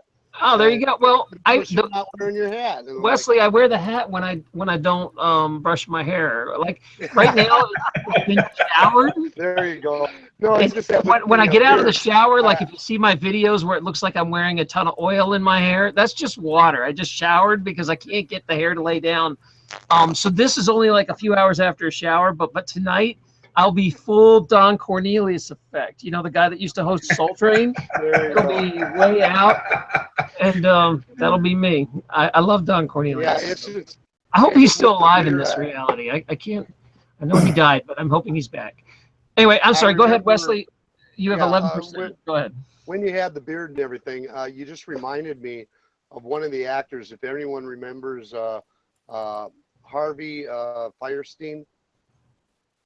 And if you don't, if you watched Independence Day, he was the guy who runs over to the main character, David, what are we going to do? Oh, that guy. Oh my God, I got to call my lawyer. Oh, screw my lawyer. I got to call my mother. And I wanted you to do that. I do impressions. That's pretty good, Wesley, actually. That's really good. And I thought if you could only do that impression with the beard, that would be great. I'll work on it for you. Has nothing to do with the Mandela Effect. No, and you know, this has somehow become a 4-hour show, so it's nice to take a break and step out of the Mandela Effect for a few seconds. Thank you for that. I'm getting to the point. I'm wondering if, since we're going to talk a little comedy, if we can start blaming the Mandela Effect for just being lazy or just being a spouse that doesn't listen. Because I'm getting to the point where, could I be like, oh, I didn't feed the cat, but I fed him in the other reality, or you know, what do you mean he's not fed? I did that. You know, can I start using it as an excuse? Is it too soon? You're scapegoating. Or can I? No, it's not too soon. What about just not listening to your spouse? Can you be like, I'll go with the not listening part. I'm wondering if we can get to that point yet. If no, all right. Yeah. All right. Okay. Well, I'm going to get going. Thanks for joining us, and you're welcome to come back. Take it easy, Wesley. Say goodbye to everybody. We got one more thing I got to ask you about. Name. Wait. I got one thing. Here, guys. Did you hear about this on Moneybag's channel? Yes, the blade. Yeah. Look what a Fantasy Island fan I am. I have a Fantasy Island lunchbox. There you go. I have a magnet. He's so geeking out right now. I know. You talk about how upset I get that they're screwing with Fantasy Island. No, that's Blackula. Hold on. This is Fantasy Island right here. DVDs. And Poor Tattoo doesn't say the line like he should anymore. You do love the cats. Have you guys heard this one? All right, that's it. I know we're not supposed to talk about petty changes, but that one really upset me because who else has a Fantasy Island lunchbox? You know, when I stopped and thought about it, when I really tried hard, I'm like, oh, wow, yeah, maybe he did say that. And then I thought about it really hard, and I'm like, I don't actually remember the two put together, but I do remember him coming into the room one day and would say to him, boss, blah, blah, blah, blah, blah, blah. but I never remember them actually saying "boss, the plane, the plane." Yeah, when I watch these DVDs, like we watched these about a year or two ago. Unfortunately, I make Kate watch every crappy '70s show I can find, an '80s show, and they, yeah, she takes one for the team. So the thing about that though is it was changed in these old DVDs too. He doesn't say "boss, the plane, the plane." And I kind of forgot about it, honestly, until Moneybags brought it up, and I was like, oh, yeah, wait a sec. I do remember that. And I think a lot of the Mandela Effect is like that, where it's like been erased or something, and then when someone talks about it, you can access that old memory. And, you know, I'm sitting here thinking, oh, yeah, that was totally like that. And I'm hoping that I'm not just going crazy and trying to remember stuff to be, you know, part of the cool kids, but I don't think it's that way. I mean, come on, look at who has this much Fantasy Island stuff on call. I know Fantasy Island, man. I can tell you about all the episodes. How many different times? I'm wondering if Lucy or if Ricky Ricardo ever actually said, Lucy, what happened? Was that in? You got some explaining to do? Oh yeah, man, she said I don't know. I totally remember that. Is it one of these things that we've just said in modern culture so much that everybody thinks he said it, but never happened, or but he said it. Yeah, he said it. Scotty beat me up was debatable. That maybe that was the case. You know, and I never was, because I've heard that from someone like a William Shatner book mentioned he never said that. Right. That it was just like because it was a meme on shirts and it got all over the place and they used it on Saturday Night Live and everybody thought he said it. I'm a huge Star Trek fan. I'm gonna have to bring in. I mean, of course, I think he said it, but I can't remember what episode he said it. Like, if you asked me which episode, I wouldn't know. So I don't know. Oh, the Have one I been thing influenced? I found for Moneybags, he was talking about the Chuck E. Cheeses instead of Chuck E. Cheese. Oh yeah. Oh, really? Watch an episode of Friends, and one of the Rachel had said, "How old is that gal you're dating?" And he's like, "I don't know. When's her birthday?" And he goes, "Why?" And he's like, "Well, I can't remember the last time I've been to Chuck E. Cheese." And she said cheese. She didn't say cheeses. So I was trying to let that Moneybags know about that. Yeah, let him know. That's really his stick, and he's really good at it. So I try to throw him whatever I see. The problem I'm having is I have a video coming out called, "Do we cry wolf too much?" That I'm starting to get so mixed. I'm getting so mixed up on my memories now. It's getting ridiculous, man. I'm sorry, what? I'm gonna keep going until the battery dies. All right, you be a trooper and roll. So guys, I'm gonna, even though we're gonna address this in a video, and I brought it up before, but how much can we trust our memories at this point? Like, there's certain things I'm 100% sure about, and then there's a lot of stuff I'm like 60 to 70 where I'm like, I don't know really. Like, me and Kate had this big talk about Megadeth and Megadeth, and she's like, "No, man, it's death metal, like DETH. It's never been death metal." And I was like, "No, what? That doesn't make any sense. Why would it be death metal? It would be like death metal." And we had this argument that it doesn't make logical sense, but that's the way it was. And she thinks, that it's never been death metal. And so, like, we're sitting here arguing about, we can't just like enjoy a show anymore. We're watching the background. We're arguing about stuff was out of a Mandela Effect. It's completely run over our lives. So I don't know. You guys take it away. I'm gonna go cry about Fantasy Islands. In black. I'm gonna actually sign off here. Oh, April, go ahead and get some words in. I don't want you. You've been quiet for like 5 minutes. You have something you want to add to this? Nope. I'm actually gonna sign off though.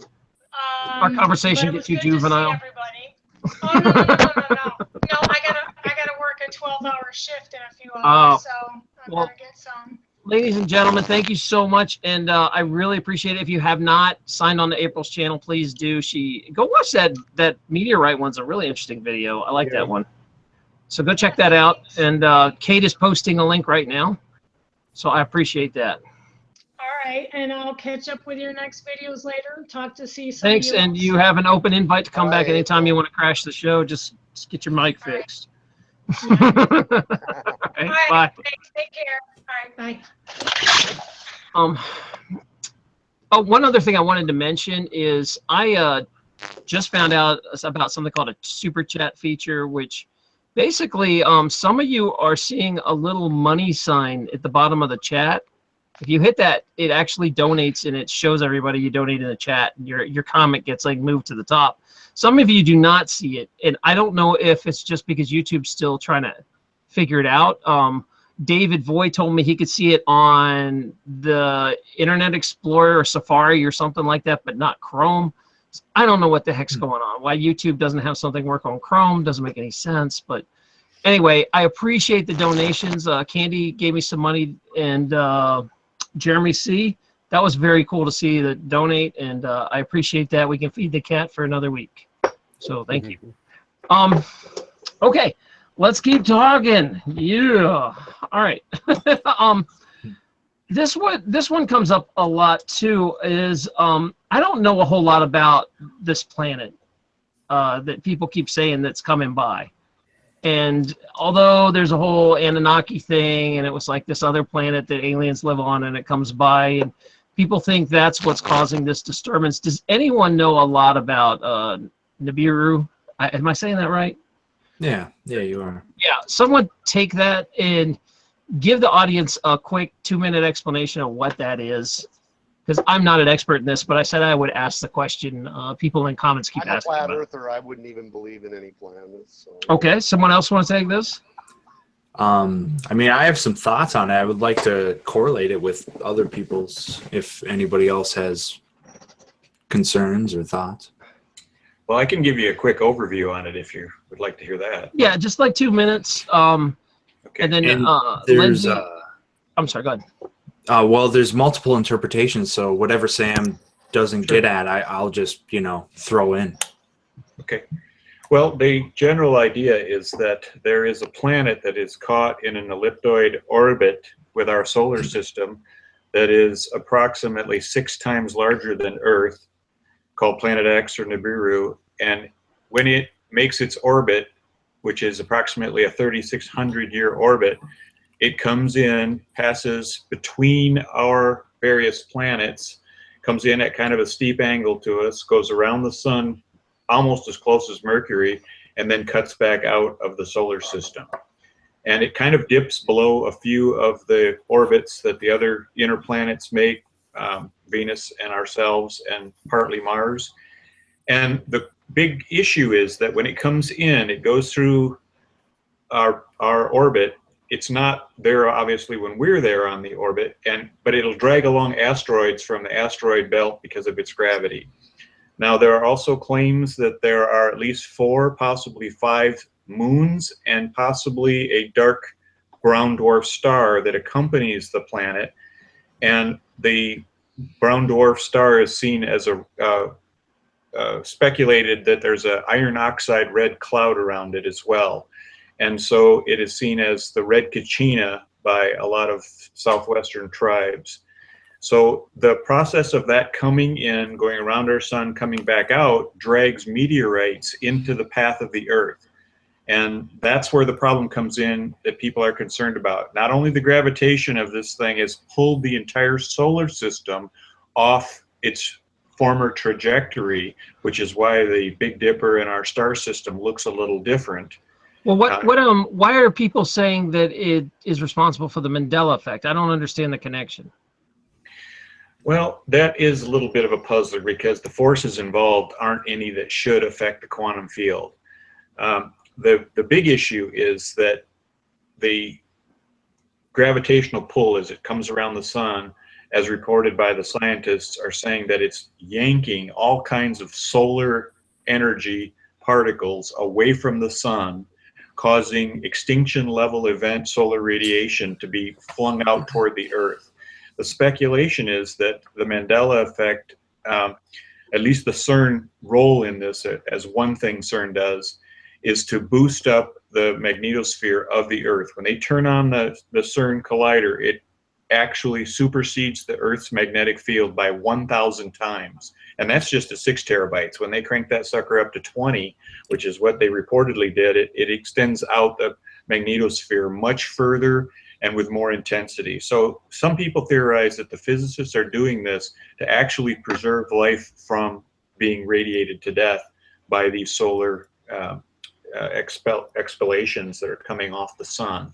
The second thing of concern that there has been some speculation on is the amount of and the danger of the meteors that are being pulled from the meteor belt between Mars and Jupiter into our orbit as it passes through our orbit to go around the sun and then come back out of it. And we went through some of those meteor areas which in September, which is why we had such a something like a 1,500% increase of close orbits and a lot of falling stars during those times. But there's also speculation that there's some big ones that are of concern, 3 in particular. And there even have been some rumors out that the NASA has coordinated some rocket launches with other countries to destroy the big ones, so that we don't have a impact from one of those. Do you think that's why people are saying that there's a fake sky being projected, so we don't see any of this stuff going on? Absolutely. Yeah, and part of that is that, and this is what makes me suspect that maybe the Schumann resonance isn't related to CERN, but rather to HAARP. There's been a lot of descriptions by scientists about the advanced chemtrailing that's going on with nanoparticles and the various materials they're putting in the chemtrails in high orbit. And so what you need to have to sustain those and get those to be effective is what HAARP does, which is to put microwaves, AM radio style microwaves into the atmosphere to manipulate those particles like cloud control. And it disperses the sunshine, and that's why we're getting these weird, looking clouds that were being described earlier. Because when you have the diffraction, when these things are designed now to absorb solar radiation, they absorb moisture from the surrounding air as they become solar activated. That's part of how they're designed. And so basically they attract moisture to make clouds around them, and they're refractory. So all these things we're seeing, like the sundogs and the winter rings that are more intense, and the color changes that we're seeing in the low-hanging clouds, as well as the high upper hazing and the black skies at night in some places where the stars are, those to me are all evidences of the effective dispersal of the nanotubes, nanofibers from the chemtrails. And they're even shooting rockets up to get those things way in the upper stratosphere. And this is not something that is even questionable. They publish papers because nobody's looking or cares. And so that information correlates, you ask yourself, what kind of energy do they need to help encourage and control these particles? And it's not CERN energy so much as it is, microwave energy that like they would get from HAARP. And they have 7 or 8 mobile HAARP bases. I think Joel knows about that as well, where they're like on submarines and located in different continents that are, easily movable. If I can ride off of Sam's wave here, like you mentioned, so over the horizon radar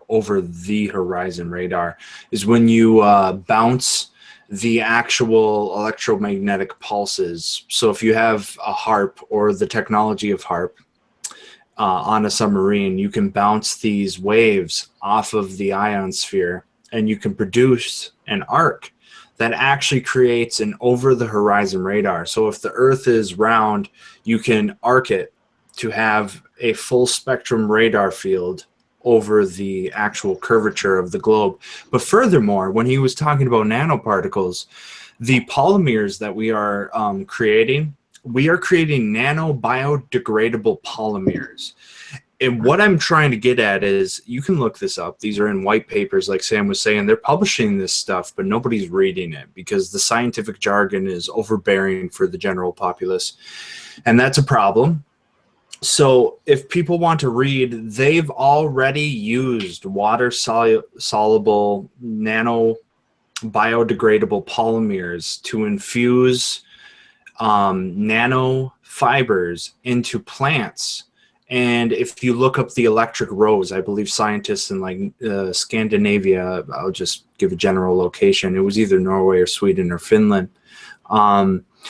they infused polymers into the root system of a plant, and it actually grew up into the roots. Furthermore, they now discovered that they can add biodegradable polymers to spinach to create a bioelectric communication system with plants. So if you put these polymers into a plant's root system, since they're water soluble, you can then create a Wi-Fi system to communicate.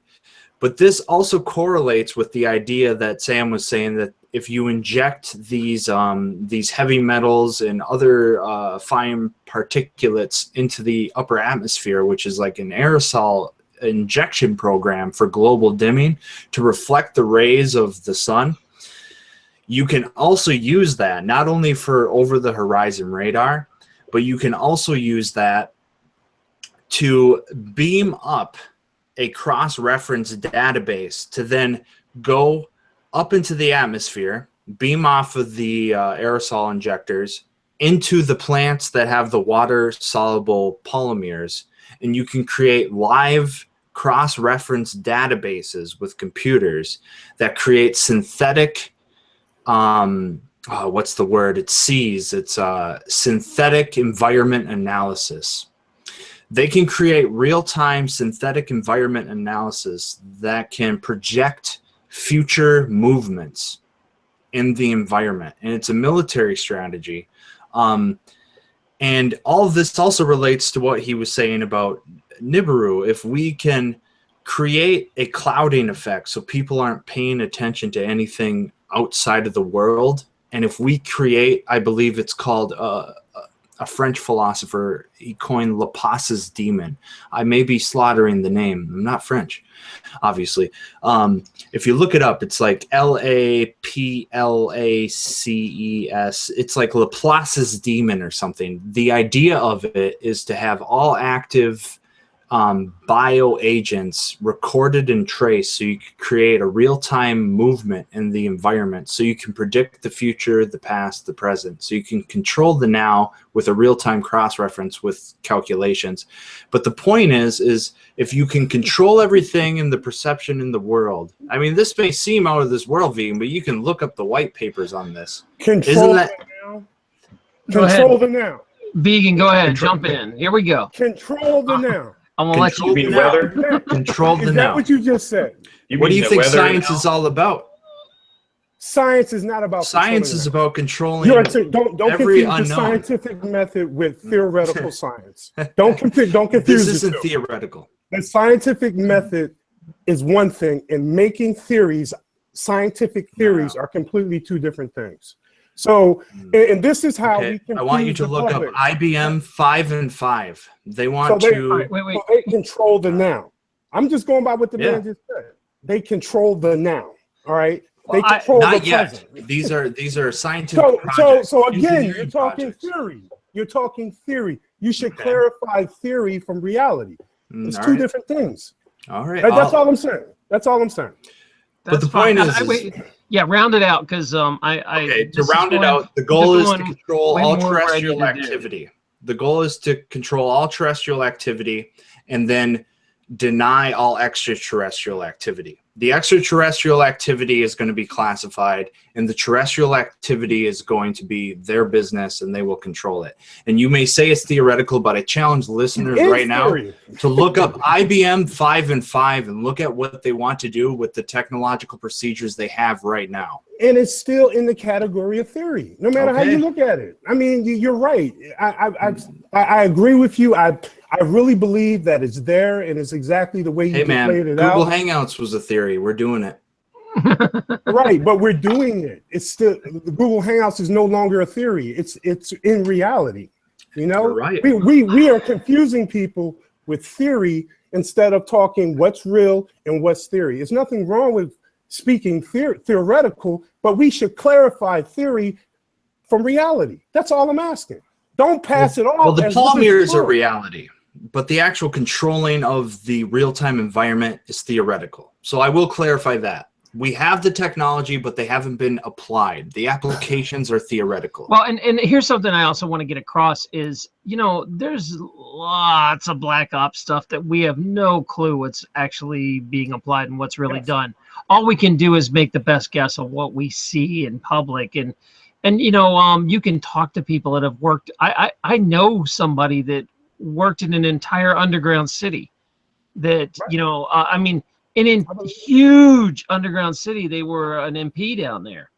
And, that's not really, it's just, we can't prove it because it's hard to find someone to actually come out and talk about that. So I get what you're saying. Vegans, he's in the right places that he wants, he wants clarification. I get that. That's all. I mean, why would the cook at the Manhattan Project have clarification? That's all I'm saying. Like, why would you need to know? That's what I'm saying, vegan. I get that. Why would I need to know what? Exactly. Why would you need to know anything?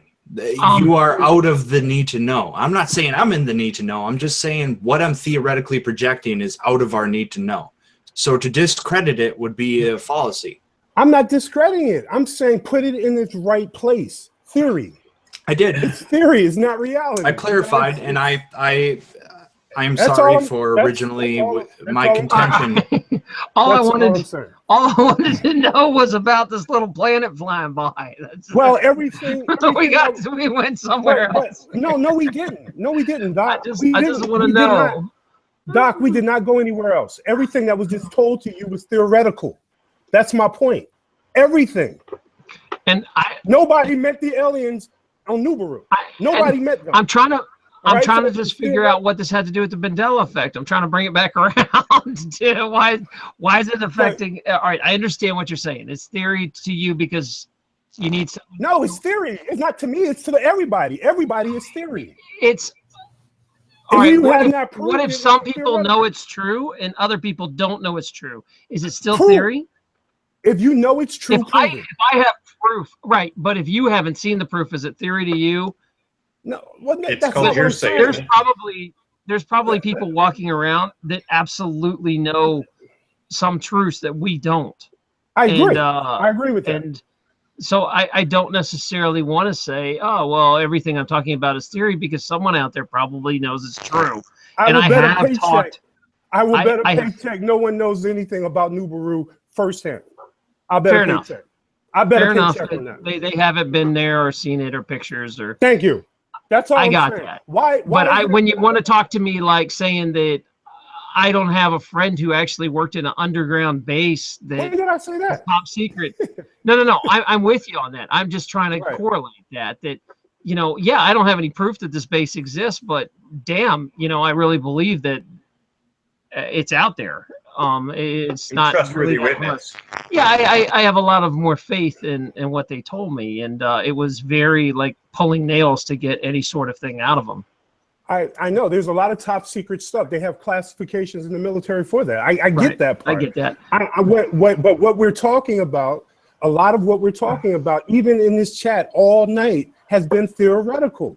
And that's all I'm asking. All I'm asking for is for us to be humble enough to state when something is theoretical versus reality based. That's all I'm saying. That's all, and I don't think that's unfair to ask. Yeah, but how do you debate something that's already objective and true? There's no debate. It's just objective and true. So the only reason to debate is to debate theoreticals. Objective and true. What did we discuss that was objective and true? Is if we do establish that these things are true, what would we debate? The whole point of debate is to. But have we established that they're true? When did that establishment occur? That's the reason we debate. All right, hold on. I'm cutting in. This is like watching a circle. A dog chases his tail for a while. Neither of you are going to go anywhere.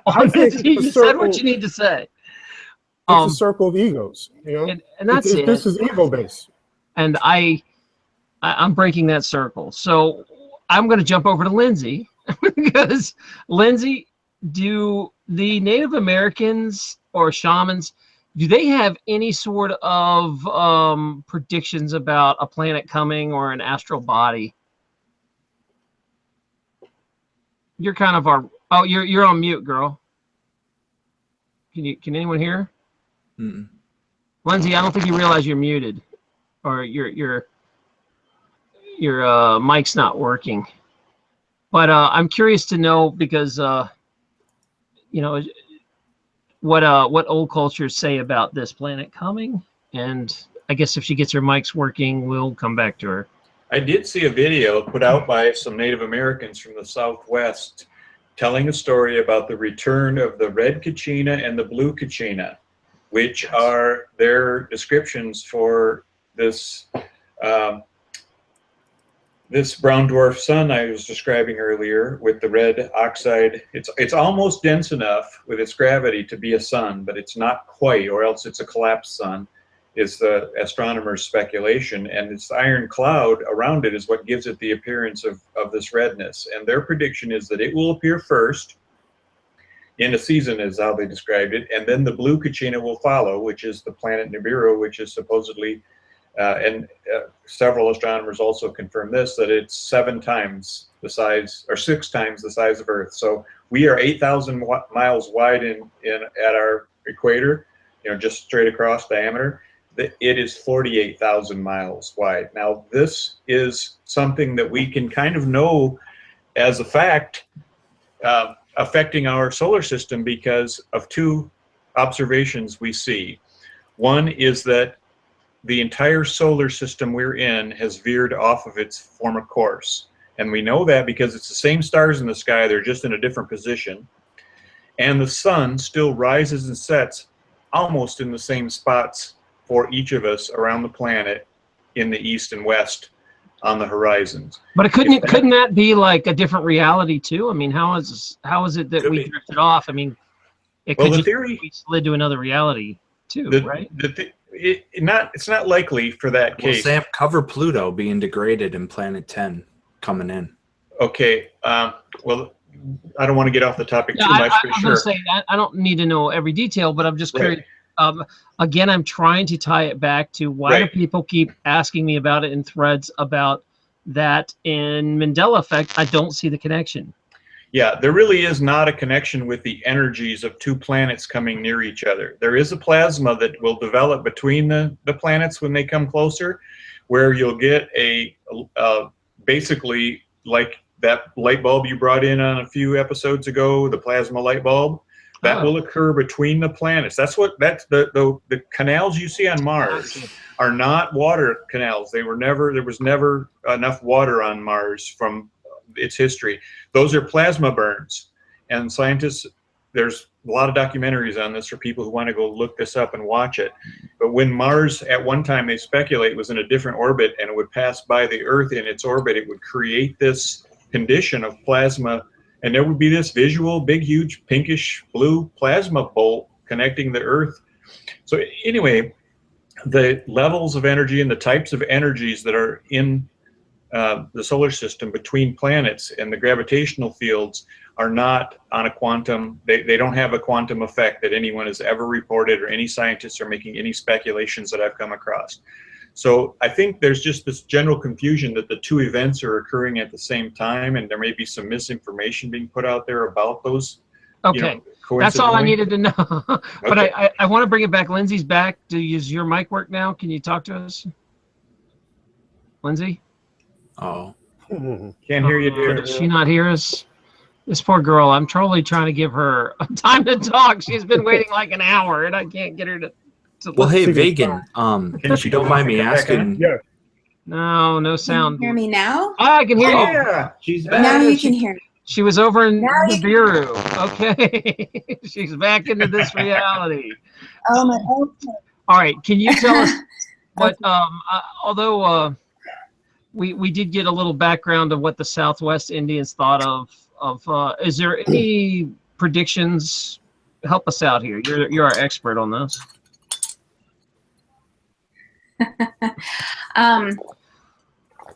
See, this is the thing, is that a lot of the what was passed down is a lot of metaphor and imagery. So I often, like when I'm interpreting, like for instance, like creation stories and even prophecies, I'm often pulling from that imagery and trying to like find a way that it makes sense in this reality, like in this world, in this universe. Is there anything from, so I mean, is there anything from your ancestors that talks about something like the Mandela effect happening or something like a planet coming? There's definitely prophecies that spoke of a change, and it implied that yes, we are entering a new world, and that it was this return of this you know, kind of like this God-given goodness. And to me, what I've interpreted it to mean was that it was the return of a consciousness, a higher consciousness, because it all is centering around this idea of the peacemaker and the peace. I always feel kind of lame trying to interpret these things because there's so much that has been lost in translation from how things were spoken in our original languages and how it was originally passed down to us, and also just kind of the imposition of so many, you know, colonial values, and also religious institutions kind of imposing themselves on our belief systems. Mm-hmm. And this is something I've explored it in depth, is because of the fact that, you know, like I look at the narrative of colonization, for instance, and just kind of how, you know, sort of these influences have shifted and moved what our original teachings had said. But I do know that what I have been told and what was passed on to me was this idea, yes, of the new world. And that in this time, those who practice, you know, the dark medicines, the evil medicines, the ones who have the nefarious intention, they no longer will conceal their identities. They no longer will be afraid to they'll no longer be afraid to express who they are and what their intentions are. And that part of the reasoning of this is that there's going to come a time where we're basically going to collide. And so I don't know if this is relevant to Nibiru. I really don't even know much about that. I was just but curious. I know that to, most yeah. of all, I'm sorry, I didn't mean like to cut all you off. prophecies. Well, all prophecies point at this collision, and all prophecies point at this return of something that basically will create a new world. So, I mean, with this Mandela Effect stuff, I'm looking at this and I'm actually examining, because, I mean, when I'm talking about like other dimensions, for instance, okay, well, I can pull from, you know, my people's specific creation story, and the archetype of the sky woman, and that she was what entered and was, you know, basically fell into this realm, and she is basically what birthed, you know, everything that we know to be in this living dimension right now, even though when she fell into this realm, there was already something here. There were already beings here. There was already something that was moving and had consciousness here. But she was coming from someplace else. And I find it really ironic because, you know, like Oros was bringing up about like the Freemasons and sort of that concealing of knowledge. You know, like, I mean, I believe this really strongly about the knowledge that is coming from my people. There's a lot that's being concealed from us, I believe, because when they encountered us and they spoke with us, their first impression of specifically the Haudenosaunee people was that we were so incredibly skilled at communication and negotiation, despite the fact that we barely knew how to speak English. We barely were able to actually have like a lingual, like, you know, connection. We still were able to draw into, we were actually able to communicate really highly. And they had this high respect for our political system, for our belief system. I mean, this is why they entered treaties with us, you know, on the basis that we were equals. I mean, you know, that later was proven to be false. Wait, Lindsay, people are asking what tribe you're from. Sorry. What tribe are you? Your origin? Well, me specifically, I'm Onondaga Nation, which is part of this larger confederacy of nations, League of Nations rather. We are known as 6 nations now, but we originally were the 5 nations, better known as Iroquois. Iroquois. All right, they just wanted to know because that's some people had never heard of the Sky Woman, and they were asking that in the chat. They were saying what tribe. All right. Well, the Sky Woman. I appreciate you chiming in, but I did notice our time is getting close to winding up here. I do want to say a couple things, guys, and then I'll let you have your last words, and you guys can debate some more if you want. The thing about, I've got a couple different things going on. I've got an international show coming up that was going to be this Saturday, but it's getting moved to next Saturday because a lot of the guests can't come. So what I'm going to have is a panel of just international people to discuss the Mandela Effect, because this is one question that keeps getting bounced around a lot. Is it happening in the rest of the world? And what are they experiencing? Or are they only experiencing like American culture changes, or what's going on? So we're going to get to the bottom of this, and I've got people coming in to discuss from all other countries. If you, I'm still trying to find someone from India that has experienced the Mandela Effect. So if you know any Indians or somebody that has a channel, send them my way. This Tuesday will be Tearing It Up Tuesday, where we will be discussing a little Mandela Effect, but it's mainly on how to rise your vibration up, or how to live a more peaceful life. And what we're going to be discussing is nonviolence. In fact, the actual topic is going to be, when is it okay to punch a Nazi? And that's the topic. So we're going to actually dive in, because you see this meme going around, when is it okay to punch a Nazi? And we're going to discuss when is violence okay and when is it not? And is any violence okay, or does it wreck your vibration if you touch it? And we're going to discuss these, these really interesting philosophical debates. I've got an all-star panel coming in for that, and it should be pretty interesting. So if you can make Tuesday's show, that starts at 8 o'clock Eastern Standard Time. Same time this one started, it'll just be this Tuesday. So that's what's going on in my world. These guys, I wanted to ask Sam. Sam, do you have a channel? People are asking in the debate. Excuse me, in the chat room. Sam, do you have a channel? I don't have a channel. I've been collaborating on the chat rooms with Ouroboros there, and he's been thinking about making a program for people. If there's an interest there, we could get that together and do something like that. Oh, okay. Let me get you guys, I meant to get the chats going. I forgot to also send the links for that. I'm dropping, the first one is, we have a separate chat room. Of a lot of Christians asked if they could just be in a separate chat room. So we have that, I'm going to post it right here. This is the Christian chat room, but they do allow anyone. I pop in there all the time. They're nice folks.